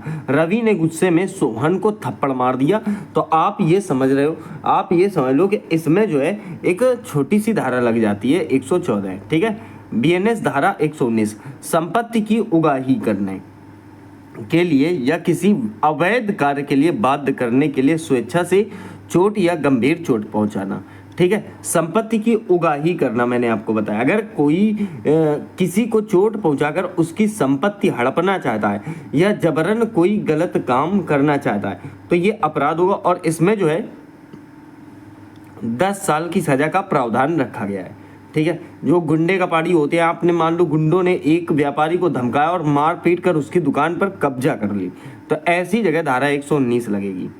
धारा 124 एसिड आदि के उपयोग से स्वेच्छा से गंभीर चोट पहुंचाना। ठीक है। मतलब एसिड का प्रयोग आपने खूब सुना होगा, ये वाला कांड जो है एसिड वाला। तो देखिए, अगर कोई व्यक्ति एसिड या अन्य किसी खतरनाक पदार्थ से किसी को गंभीर रूप से घायल करता है तो ये अपराध होगा, और इसमें जो है अधिकतम 10 वर्ष से आजीवन कारावास व जुर्माना व उपचार, तीनों चीजें जो है उसमें एक्टिवेट हो जाती है। एक तरफा प्यार में नीरज ने पूजा पर एसिड फेंक दिया जिससे उसका चेहरा जो है झुलस गया, तो ऐसी स्थिति में आपको 10 वर्ष की सजा हो जाती है। ठीक है। बीएनएस की धारा 128, इसमें बल का प्रयोग किया जाता है। देखिए 128 और 129 दोनों समझिएगा थोड़ा सा। ठीक है। 128 की बात करें तो कोई व्यक्ति शारीरिक रूप से किसी अन्य को बलपूर्वक कुछ करने या सहने के लिए मजबूर करता है तो यह अपराध होगा। राम ने श्याम को जबरन धक्का देकर कुर्सी पर बैठा दिया। ठीक है। तो ये जो है बल में आएगा। ठीक है। वो 129 देखिए आपराधिक बल में आएगा। ठीक है। यहाँ तो खैर कोई इतनी बड़ी बात नहीं थी। 129 देखिए ये आपराधिक बल में आएगा, बल लिखा है ये। ठीक है। अगर किसी व्यक्ति का इरादा डराने, धमकाने या चोट पहुंचाने का हो और बल का प्रयोग करे तो यह अपराध माना जाएगा। रवि ने अमित को धक्का देकर सड़क पर गिरा दिया और वह डर गया। ठीक है। तो ये ध्यान रखना है आपको। बीएनएस की धारा 130 हमला करना क्या है? धारा 130 में ये बताया गया है कि हमला किया गया। मान लो ए एक हिंसक कुत्ते की मुखबंदनी इस आशय से खोलना आरंभ करता है कि उसके द्वारा बी को ये विश्वास हो जाए कि ये कुत्ते से आक्रमण कराने वाला है, तो ए ने बी पर हमला कर दिया। ठीक है। मान लीजिए अगर कोई व्यक्ति किसी अन्य व्यक्ति पर हमला करता है, चाहे वह चोट पहुंचे या ना पहुंचे, तो ये अपराध माना जाएगा। ठीक है। तो ये बात आपको ध्यान रखनी है। बात करेंगे वहीं 137 नंबर पे, और 137 नंबर पे क्या है? तो 137 नंबर पर है आपका अपहरण। ठीक है। अपहरण है 137 नंबर पर अपहरण है। कहने का मतलब जब किसी व्यक्ति को जबरन या बलपूर्वक कहीं ले जाया जाता है तो उसे अपहरण कहा जाता है। इसमें किसी भी उम्र के व्यक्ति को ले जाया जा सकता है। इसमें कोई गैर कानूनी इरादा होना आवश्यक नहीं है। ये बात आपको थोड़ा सा ध्यान रखनी है। सजा अपराध की परिस्थितियों पर निर्भर करती है, लेकिन अपहरण की सजा जो है 7 साल तक की है। ठीक है। बीएनएस धारा 139 भीख मांगने के लिए किसी बच्चे के अपहरण करना या अपंग बनाना। आपने देखा होगा कि भीख मांगने के लिए बच्चों का अपहरण कर लिया जाता है। ठीक है। एक गिरोह ने छोटे बच्चों को किडनैप किया और उन्हें भीख मांगने पर मजबूर कर दिया, तो ऐसे में जो है 10 साल की सजा का प्रावधान कानून में रखा गया है। कितनी? तो 10 साल। ठीक है। चलिए आगे देखिएगा। बीएनएस की धारा 140 हत्या या फिरौती आदि के लिए अपहरण। हत्या या फिरौती आदि के लिए अपहरण किया जाता है, तो आप ये समझ लो कि वहाँ पर धारा 140 लगेगी। ठीक है। धारा 140 लगेगी। ठीक है। फिर दूसरा देखिए धारा 141 विदेश से लड़की या लड़के का आयात।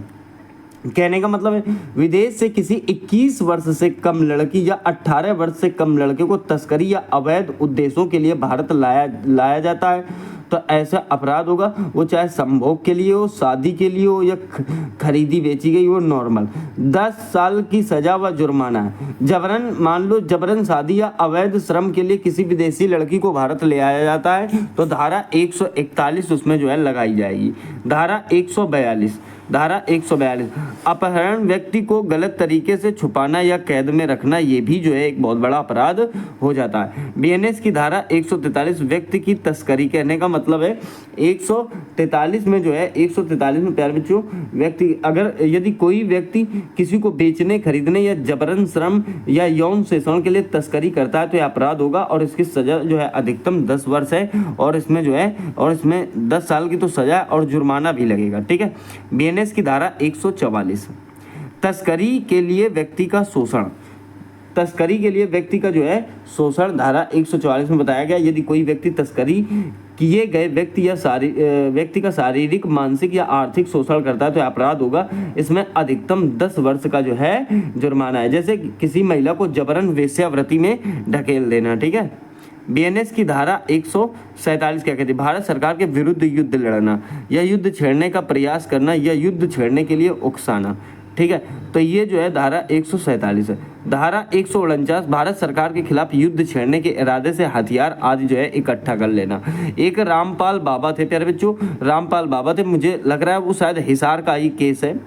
तो वहाँ पर जो है सीआरपीएफ और रामपाल बाबा के जो है लोग आपस में भिड़ गए थे। ठीक है। ये दोनों धाराएं लग गई। 27 में क्या था कि युद्ध छेड़ दिया और 49 में क्या है, 49 में क्या है कि उनके पास जो है उनके पास हथियार भी भारी मात्रा में निकले थे। देखिए बीएनएस धारा 152 भारत की संप्रभुता, एकता और अखंडता को खतरे में डालने वाले कार्य जो है धारा 152 के अंतर्गत आएंगे। कहने का मतलब यदि कोई व्यक्ति ऐसा कार्य करता है जिससे भारत की एकता, संप्रभुता, अखंडता को नुकसान हो तो अपराध होगा। इसमें अधिकतम 7 वर्ष तक की सजा है और जुर्माना है। ठीक है। अलगाववादी संगठन को बढ़ावा देना भी जो है इसी में आ जाएगा। बीएनएस की धारा 158 क्या कहती है पहले बच्चों?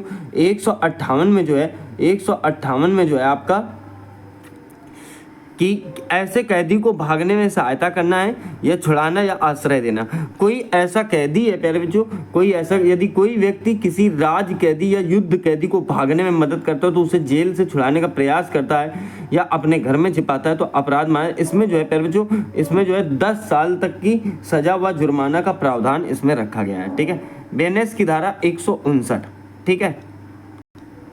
देखिए धारा 159 से बात अगर करूं मैं तो ये अध्याय 8 में वर्णित है। कौन से अध्याय में? तो इसमें सेना, नौसेना और वायुसेना से संबंधित अपराध हैं। 159 से लेके 168 तक जाते हैं। ठीक है। देखिए विद्रोह के लिए उकसाना, 59 में क्या है प्यारे बच्चों? विद्रोह के लिए उकसाना या किसी सैनिक, नाविक या वायु सैनिक को उसके कर्तव्य से विमुख करने का प्रयास करना, ये इसके अंतर्गत आता है। ठीक है। यदि कोई व्यक्ति सेना, नौसेना या वायुसेना के कर्मियों को उनके कर्तव्य से विमुख करने के लिए उकसाता है तो अपराध होगा, 10 साल की सजा और जुर्माना है। मान लो किसी व्यक्ति ने एक सैनिक से कहा कि वह अपने अफसर की बात ना माने और ड्यूटी छोड़कर भाग जाए। ठीक है। एक समूह सोशल मीडिया पर सैनिकों को सरकार के खिलाफ भड़काने के लिए भ्रामक प्रचार कर रहा था तो ये भी ऐसा हो सकता है। ठीक है। बीएनएस की धारा 163 सैनिक, नाविक, वायु सैनिक को देश छोड़ने के लिए उकसाना, ये धारा 163 के अंतर्गत आएगा। ठीक है। बीएनएस धारा 164 भगौड़े को शरण देना 164 के अंतर्गत आएगा। अगर कोई व्यक्ति भागा हुआ है आप उसे शरण दे रहे हो। ठीक है। बीएनएस की धारा 170 रिश्वतखोरी में आएगी। ठीक है। अगर कोई आदमी जो है रिश्वत लेता है या देता है तो ये समझ लो कि धारा 170 के अंतर्गत बहुत बड़ा अपराध है। कोई व्यक्ति वोट खरीदने के लिए पैसा बांटता है तो ये समझ लो कि बहुत बड़ा अपराध है। बीएनएस की धारा 173 इसमें रिश्वतखोरी के लिए सजा का वर्णन किया गया है। किसके लिए? तो रिश्वतखोरी के लिए सजा का वर्णन किया गया है और ज़्यादा बड़ी सजा नहीं है, इसमें मात्र 1 साल का जुर्माना है, मतलब सजा है और जुर्माना भी है। देखिए धारा 175 धारा 175 चुनाव के संबंध में गलत बयान। ठीक है। कहने का मतलब है अगर कोई व्यक्ति चुनाव से संबंधित कोई गलत जानकारी, मिथ्या बयान देता है तो ये अपराध होगा। इसमें सजा जो है जुर्माना होता है इसमें। ठीक है। कोई आदमी, कोई उम्मीदवार अपने चुनावी हलफनामे में झूठी संपत्ति दिखा देता है तो ये भी एक अपराध की श्रेणी में आता है। चलिए अगला बात करें तो देखिए बीएनएस की धारा जो है 175 चुनाव के संबंध में गलत बयानबाजी, मैंने आपको बता दिया। ठीक है। बीएनएस की धारा 179 सिक्के, सरकारी स्टाम्प, करेंसी नोट या बैंक नोट का असली, जाली या नकली के रूप में उपयोग करना। ठीक है। मान लीजिए कोई व्यक्ति असली, नकली या जाली मुद्रा का आयात या निर्यात, खरीद व बेच करके धोखाधड़ी करता है तो यह अपराध होगा। और प्यारे बच्चों, इसमें डायरेक्ट आजीवन कारावास है, ठीक है, और जुर्माना अलग से, ठीक है। तो ये बात ध्यान देना। बीएनएस की धारा 182, करेंसी नोट या बैंक नोट जैसे दस्तावेज बनाना या उपयोग करना, ठीक है। यहाँ क्या लिखा है? जैसे, इसका मतलब है कॉपी कर लेना, ठीक है। क्या कर लेना? कॉपी कर लेना भी एक अपराध है। बीएनएस धारा 187, टकसाल में कार्यरत व्यक्ति सिक्के का वजन या संरचना कानून द्वारा निर्धारित वजन से भिन्नता बना देता है तो ये भी नकली हो गया, ठीक है ना, तो उसमें भी काम करेगी धारा 187। बीएनएस धारा 100, देखिए गैर कानूनी जमावड़ा, ठीक है। देखिए पहले ही से शायद धारा 144 में रखा गया था, बाद में हटा दिया गया, उससे 189 कर दिया गया है, ठीक है। आचार संहिता बोलते हैं प्यारे बच्चों, तो धारा 189 है ना।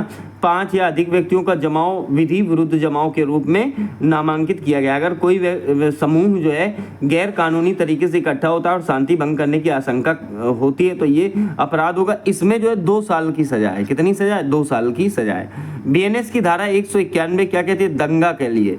धारा 191 प्यारे बच्चों, धारा 191 जो है बलवा कह सकते हो आप या दंगा कह सकते हो। जब किसी विधि विरुद्ध जमाव द्वारा सामान्य उद्देश्य को अग्रसर करने में बल या हिंसा का प्रयोग किया जाता है तब ऐसे जमाव का प्रत्येक सदस्य बलवा करने का के अपराध का दोषी होता है। यदि सदस्य घातक हथियारों से युक्त है तब सजा और ज्यादा हो सकती है, ठीक है।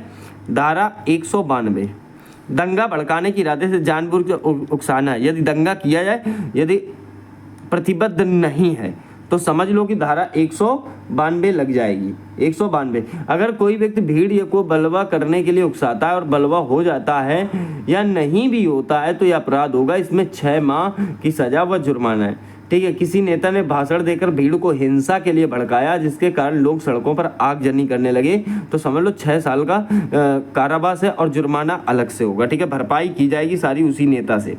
बीएनएस की धारा जो है 194, इसमें का है झगड़ा है, ठीक है।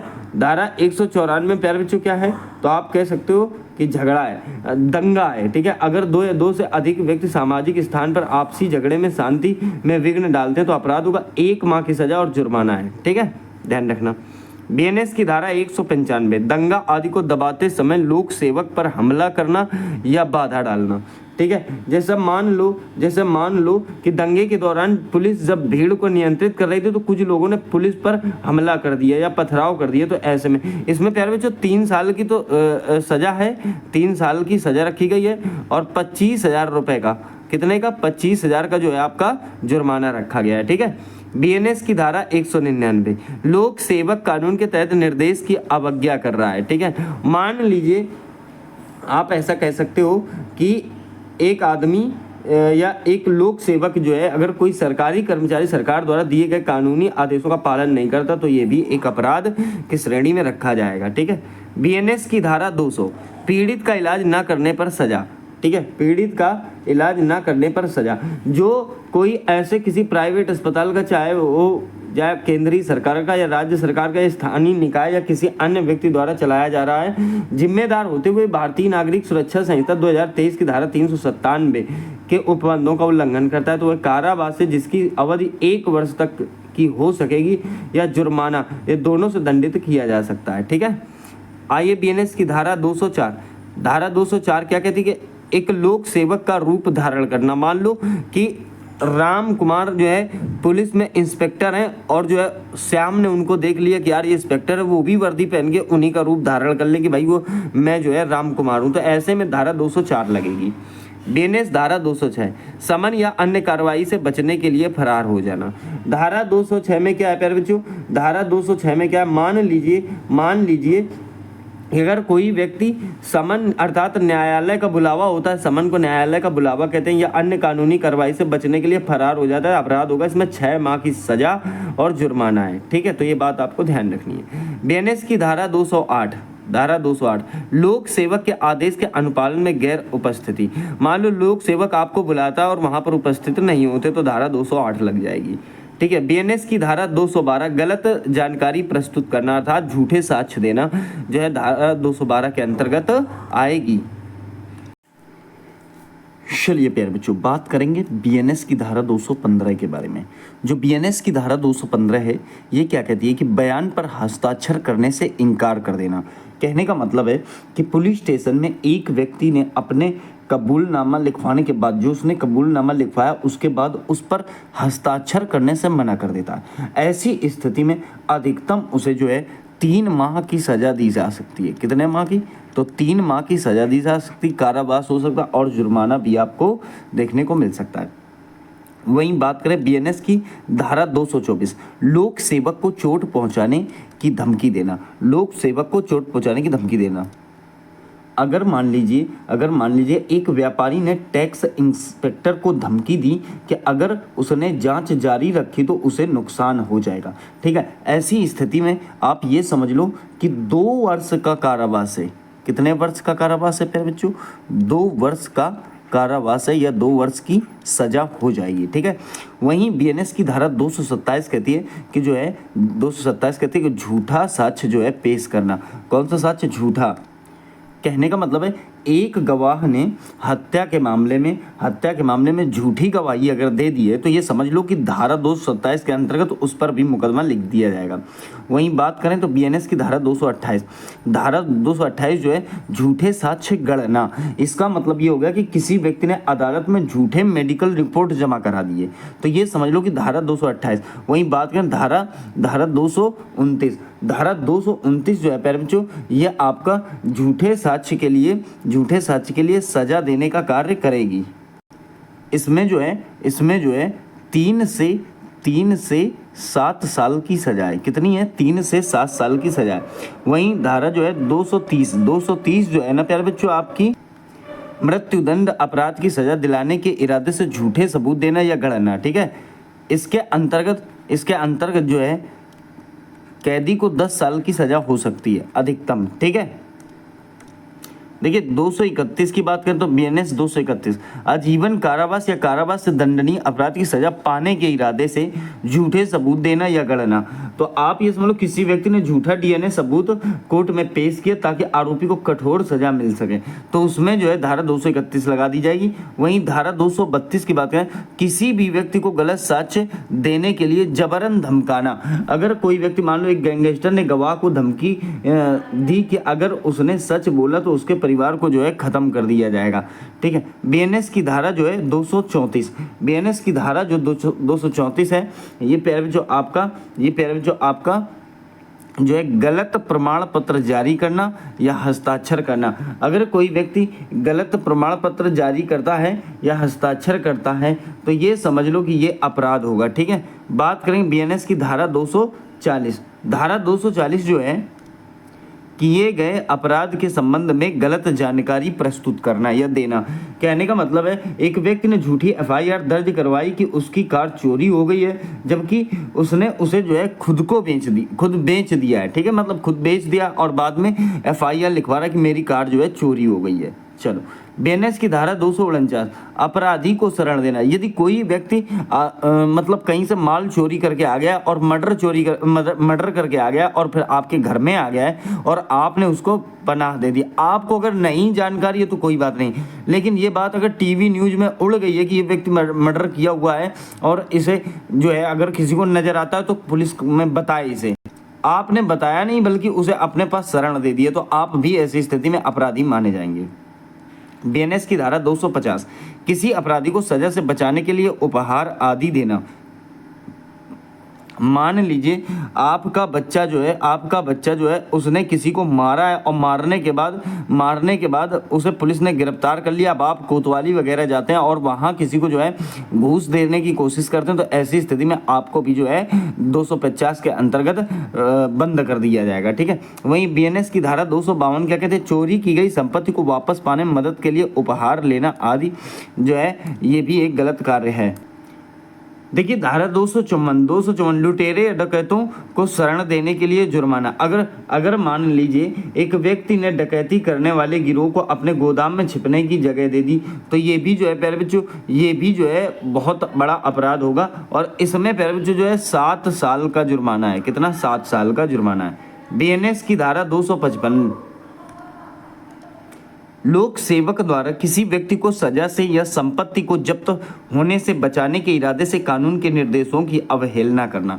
कहने का मतलब है कि एक पुलिस अधिकारी ने रिश्वत लेकर अपराधी के खिलाफ रिपोर्ट जो है खत्म कर दी या दबा दी, तो ऐसी स्थिति में प्यारे बच्चों, ऐसी स्थिति में उस पुलिस अधिकारी को अधिकतम 2 साल की सजा हो जाएगी। कितने? 2 साल की सजा हो जाएगी। ये बात आपको ध्यान रखनी है।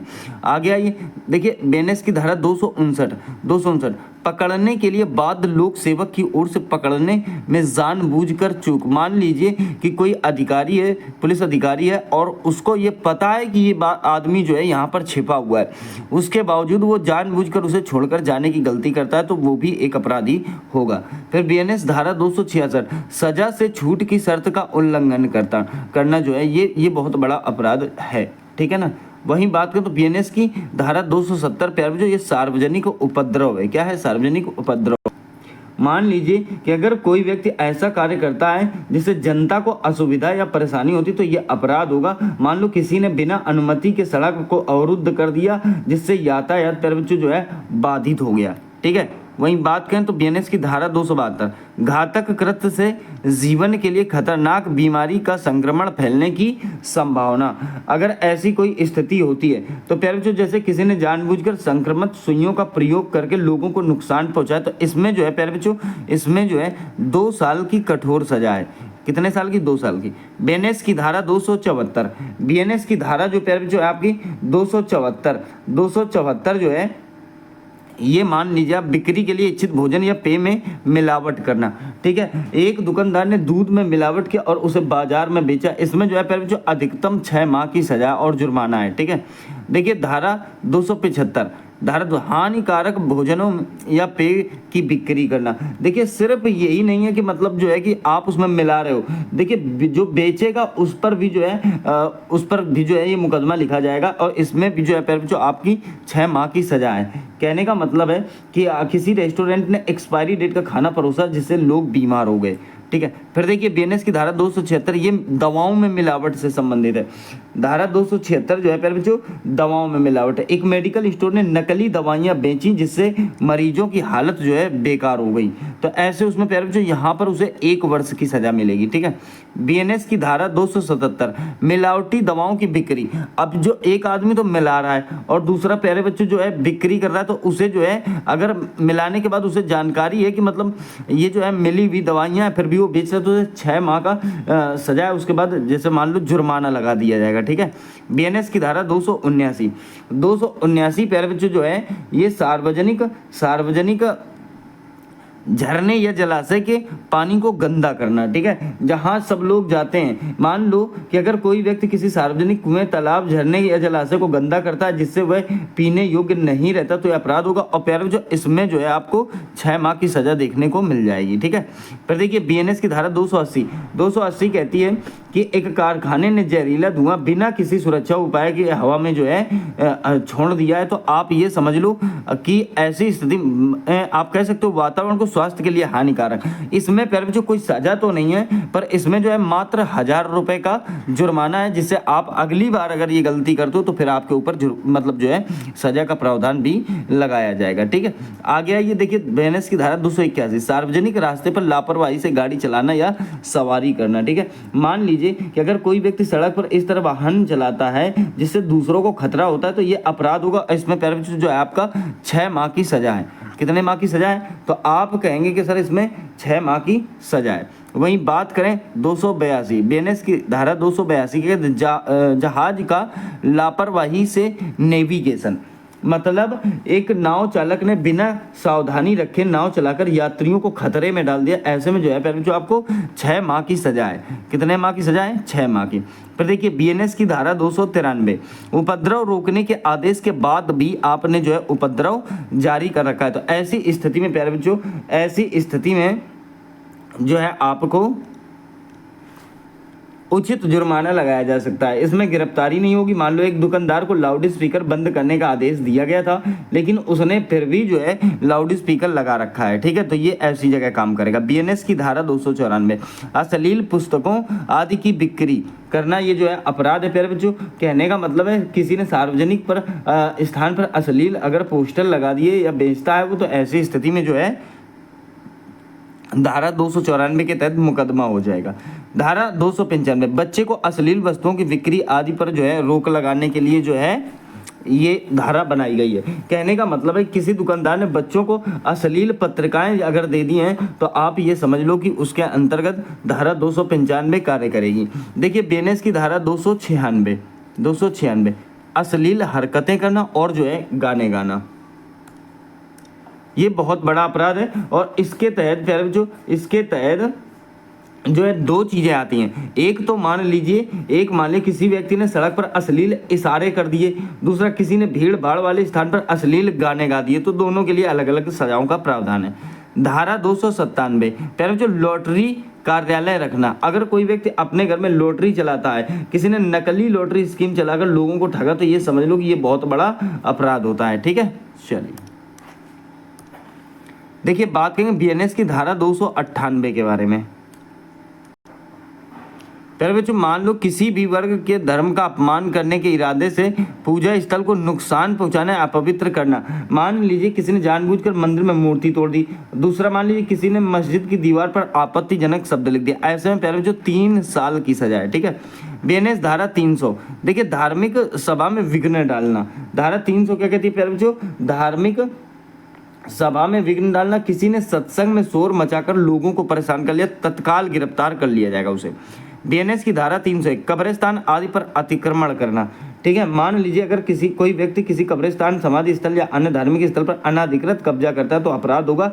इसमें पहले बच्चों 1 वर्ष की सजा है और जो है जुर्माना भी है। धारा 302 धार्मिक भावनाओं को ठेस पहुंचाने के जानबूझकर इरादों से शब्दों आदि का जो है उच्चारण करना जो है बहुत बड़ा अपराध माना जाएगा। प्यारे बच्चों बहुत बड़ा अपराध माना जाएगा ये धारा 302 के तहत। फिर देखिए बीएनएस की धारा 303 ये जो है चोरी के लिए जो है प्यारे बच्चों इसमें जो है 3 से 5 साल की सजा हो सकती है। 3 से 5 साल की सजा, ये देखिए कानून के हत्थे लगने पर है। आज के ज़माने में अगर चोरी डकैती हो तो सीधा एनकाउंटर होता है। मान लो उत्तर प्रदेश में योगी आदित्यनाथ जी को ले लो आप, किसी ने दुकान से मोबाइल चुरा लिया तो खैर कोई बात नहीं, देखो जेवर जितने भी चोरी हुए हैं, डकैती पड़ी, उनमें सब में एनकाउंटर ही किए गए हैं। ठीक है, बीएनएस की धारा 304 इसमें छीना झपटी है। ठीक है, धारा 304 मान लो छीना झपटी है कि अगर बाइक सवार 2 लोगों ने चलते हुए राहगीर से मोबाइल छीन लिया, ऐसे में पहले जो 3 साल की सजा है।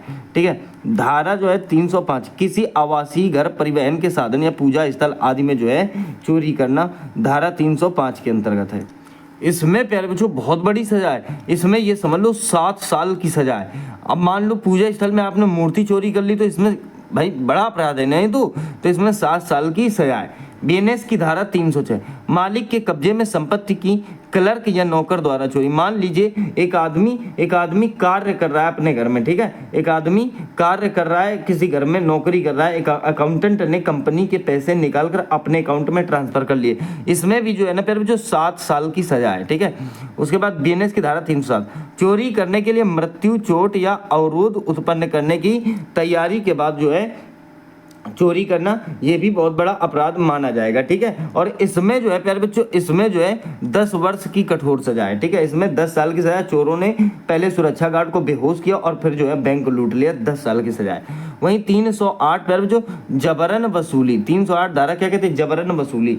ठीक है, किसी ने जान से मारने की धमकी देकर व्यापारी से जो है पैसे हड़प लिए तो इसमें भी 10 साल की सजा है। डकैती में तो मैंने आपको बता ही दिया पीछे भाई साहब, डकैती तो ये मान लो धारा 309 में आती है। डकैती कौन से में आती है? धारा 309 में। इसमें जो है 4 लोगों ने एक ज्वेलरी शॉप में बंदूक की नोक पर लूटपाट की, तो इसमें तो 10 साल की सजा है। लेकिन मैंने क्या कहा, यूपी में ऐसा नहीं है, यहाँ तो डायरेक्ट एनकाउंटर है। सही है। बीएनएस की धारा 311 लूट या डकैती, मौत या गंभीर चोट पहुंचाने के प्रयास के साथ जो है धारा कौन सी लगाई जाएगी? तो धारा लगाई जाएगी प्यारे बच्चों 311। कौन सी? तो 311 धारा लगाई जाएगी। और इसमें जो है एक गैंग ने डकैती के दौरान दुकान के मालिक को जो है गोली मार दी, तो ये समझ लो इसमें 10 साल की सजा है। बीएनएस की धारा 312 प्यारे बच्चों इसमें 7 साल की सजा है। घातक हथियार से लैस होकर डकैती या डकैती का प्रयास करना, 7 साल की सजा है। ठीक है, आप करते हो तो भी ज्यादा हो सकती है, अगर प्रयास किया तो भी 7 साल की है। बीएनएस की धारा जो है प्यारे बच्चों 317 चोरी की संपत्ति। धारा 317 क्या है प्यारे बच्चों? अगर चोरी की संपत्ति मान लीजिए कि आप ऐसा कह सकते हो कि किसी व्यक्ति ने चोरी का फ़ोन खरीद लिया और जबकि उसे पता था कि वह चोरी का है, तो ऐसी स्थिति में उसे पहले जो 3 साल की सज़ा होगी। आप कहीं से अगर फ़ोन खरीदते हैं, चाहे चोरी का हो या ईमानदारी, उसके कागज़ जरूर आप खरीद लेना, ठीक है। हाँ, ये ध्यान रखना। अगला देखिए बीएनएस की धारा 318 पैर जो धोखाधड़ी के लिए है, ठीक है। धारा 318, मान लीजिए किसी व्यक्ति ने जाली दस्तावेज बनाकर जो है लोन प्राप्त के लिए, तो धारा 318 के अंतर्गत है और 7 साल की सजा है भाई साहब, इसमें 7 साल की। धारा 319 पहचान के आधार पर धोखाधड़ी करना जो है धारा 319। मान लीजिए कि बी जिसकी मृत्यु हो चुकी है होने का उपदेश करने वाला एक छल करता है, तो ऐसे स्थान पर जो है गलत पहचान बताकर अगर आप लाभ प्राप्त करते हो, आदमी जिंदा है फिर भी मृत घोषित कर दिया, तो ऐसी स्थिति में बहुत बड़ा अपराध है, ठीक है। बीएनएस धारा 323 बेईमानी से या धोखाधड़ी से संपत्ति को हटाना या छिपाना। मान लीजिए धारा 323 आप समझिए क्या कहना चाहती है कि एक व्यक्ति ने अपने सारे पैसे बैंक से निकालकर किसी और के खाते में ट्रांसफर कर दिए ताकि कर्जदार उसे ना पकड़ सके, तो ऐसी स्थिति में जो है धारा 323 लगेगी। बीएनएस धारा 324 शरारत करना जो है 324 के अंतर्गत है, जिसे रिश्ती बोलते हो, मिसशीफ बोलते हो। अगर कोई व्यक्ति किसी की संपत्ति को नुकसान पहुंचाने के इरादे से कोई कार्य करता है तो अपराध होगा। मान लीजिए किसी ने जलन के कारण पड़ोसी की कार की खिड़कियां तोड़ दी, तो ये भी जो है प्यारे बच्चों अपराध की श्रेणी में आता है। बीएनएस 325 बीएनएस की धारा जो है प्यारे बच्चों 325 जो है इसके अंतर्गत जानवर को मारकर या अपंग बनाकर शरारत करना, ये भी बहुत बड़ा अपराध होने वाला होता है। कहने का मतलब है कि इसमें 5 वर्ष की सजा, किसी ने पड़ोसी के कुत्ते को जहर देकर मार दिया, प्यारे बच्चों इसमें 5 वर्ष की सजा है। कितने की सजा है? तो आप कहोगे 5 वर्ष की सजा है। बात करेंगे बीएनएस की धारा 326 में जो प्यारे बच्चों धारा 326 में आप ये मान लो कि चोट, बाढ़, आग या विस्फोटक पदार्थ आदि द्वारा जो है शरारत करना। अगर मान लो किसी ने जलन के कारण फैक्ट्री में आग लगा दी, तो इसमें 5 साल की सजा है, ठीक है। धारा 327 रेल, विमान, डेक वाले जहाज या 20 टन वाला वजन वाले जहाज को नष्ट करने या असुरक्षित इरादे से शरारत करते हो अगर आप, तो बीएनएस की धारा 327 और प्यारे बच्चों बड़ा अपराध है, इसमें 10 साल की सजा है, ठीक है। बीएनएस की धारा 330 घर अतिचार और घर तोड़ना। मान लीजिए चोरों ने एक घर का ताला तोड़कर उसमें घुसने की कोशिश की, तो ये अपराध है, इसमें 2 साल से लेकर 10 साल तक की सजा है। बीएनएस धारा 331 घर में अतिक्रमण या घर तोड़ने के लिए सजा 3 साल से 10 साल के बीच की सजा इसमें मिलेगी। कोई जबरदस्ती किसी घर में घुसकर संपत्ति को नुकसान पहुंचाता है। धारा 335 झूठा दस्तावेज बनाना। झूठा दस्तावेज आप बनाते हो अगर, तो धारा 335 के अंतर्गत आप जो है प्यारे बच्चों आपको जो है जैसे जाली जन्म प्रमाण पत्र बनवाना, ये बहुत बड़ा अपराध है। मान लीजिए जाली जन्म प्रमाण पत्र बनवाना बहुत बड़ा अपराध है। उदाहरण लीजिए जो हमारे मान लीजिए उत्तर प्रदेश के रामपुर जिले के जो है आजम खां के बेटे पर जो है ये आरोप लगा हुआ था, वो विधायक थे, उनकी विधायकी छिन गई थी प्यारे बच्चों झूठा दस्तावेज होने के कारण, ठीक है। बीएनएस की धारा 336 जालसाजी। धारा 336 जो है प्यारे बच्चों किसी ने नकली हस्ताक्षर बनाकर बैंक से पैसे निकाल लिए, तो इसमें 2 से 7 साल की सजा हो सकती है, 2 से 7 साल की सजा से। बीएनएस धारा 338 मूल्यवान सुरक्षा वसीयत आदि की जालसाजी, ठीक है। मूल्यवान सुरक्षा वसीयत आदि की जो है जालसाजी करना धारा 338 के अंतर्गत आता है, ये बात आपको ध्यान रखना। इसमें प्यारे बच्चों जो है 10 साल की सजा और या आजीवन कारावास तक का है। किसी ने झूठा वसीयतनामा बनाकर पूरी संपत्ति उसकी जब्त कर ली, ठीक है। बीएनएस की धारा 341 कौन सी प्यारे बच्चों? बीएनएस की धारा 341। तो धारा 341 क्या कहती है? जालसाजी करने के इरादे से नकली मोहर आदि बनाना या रखना। धारा 336 के तहत बहुत बड़ा दंडनीय अपराध है। और प्यारे बच्चों नकली स्टाम्प पेपर बनाना और बेचना ये भी बहुत बड़ा अपराध है। बीएनएस की धारा 345 संपत्ति चिन्ह। मान लीजिए किसी का संपत्ति चिन्ह कुछ है और आपने उसका संपत्ति चिन्ह जो है प्यारे बच्चों चुरा लिया, तो ऐसी स्थिति में ये भी एक दंडनीय अपराध है। और इसमें जो है आपको 1 वर्ष का जुर्माना, 1 वर्ष की सजा होगी, जुर्माना भी लग सकता है। ठीक है। कोई व्यक्ति रेलवे की संपत्ति पर लगे सरकारी चिन्ह को हटा देता है तो ये भी बहुत बड़ा अपराध है, ठीक है। बीएनएस की धारा 346 चोट पहुंचाने के इरादे से संपत्ति चिन्ह के साथ छेड़छाड़ करना। पहले तो आपने छेड़छाड़ की, अब किसी ने अपने प्रतिद्वंदी को दुकान का नाम और चिन्ह हटा दिया और जो है वहां पर उपद्रव मचा रहा है, ऐसे उसमें मात्र 1 साल की सजा है, ठीक है। चलिए आइए बात करते हैं बीएनएस की धारा 349। प्यारे बच्चों, बीएनएस की धारा जो 349 है, इसमें आप ऐसा कह सकते हो कि नकली संपत्ति चिन्ह से चिन्हित सामान बेचना, ठीक है। मान लीजिए किसी ब्रांड को आपने कह दिया, मान लो फेयर लवली और फेयर लवली का डुप्लीकेट अगर आपने मार्केट में निकाल दिया तो ये भी बहुत बड़ा अपराध है। तो देखिए बीएनएस की धारा 351 आपराधिक धमकी देना। धारा 351 के अंतर्गत अगर कोई व्यक्ति आपराधिक धमकी देता है, ठीक है, मान लीजिए किसी से जबरन पैसे लेने के लिए जान से मारने की धमकी दी है, अगर आपने, भाई साहब 7 साल की सजा है। कितने? 7 साल की सजा और कम से कम 2 वर्ष की। बीएनएस धारा 352 शांति भंग करने के इरादे से जानबूझकर अपमान करना। शांति भंग करने के इरादे से जो है प्यारे बच्चों जानबूझकर अगर किसी का आप अपमान करते हो धारा 352 लगेगी। धारा 353 सार्वजनिक उपद्रव फैलाने वाले बयान देना। जैसे कोई नेता अपने भाषण में गलत बयान दे दे तो समझ लो कि धारा 353 लगा दी जाएगी। वहीं बात करें धारा 355, धारा 355 का मतलब शराबी व्यक्ति द्वारा सार्वजनिक रूप से दुर्व्यवहार करना। मान लीजिए अगर कोई व्यक्ति शराब के नशे में सार्वजनिक स्थान पर उपद्रव करता है तो यह अपराध होगा। इसमें जो है पहले जो 24 घंटे की सजा हो सकती है। कितने घंटे की? 24 घंटे की सजा हो सकती है या दंड दोनों हो सकते हैं, ठीक है। बीएनएस की धारा 356 मानहानि का केस है।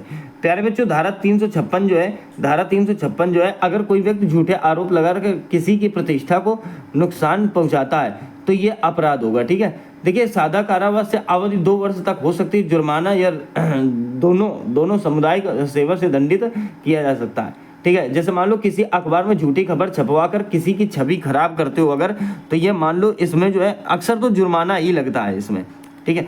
बीएनएस की धारा 358 ये है पहले जो निरसन और जो है बचत, ठीक है। इसमें जो है धारा 358 जो है इसमें निरसन और बचत है, अर्थात रिपील एंड सेविंग्स। भारतीय दंड संहिता का निरसन किया जाता है। इस धारा के तहत किसी पुराने कानून को निरस्त रद्द किया जा सकता है और ये भी तय किया जाता है कि कौन से प्रावधान प्रभावी रहेंगे और कौन से नहीं रहेंगे।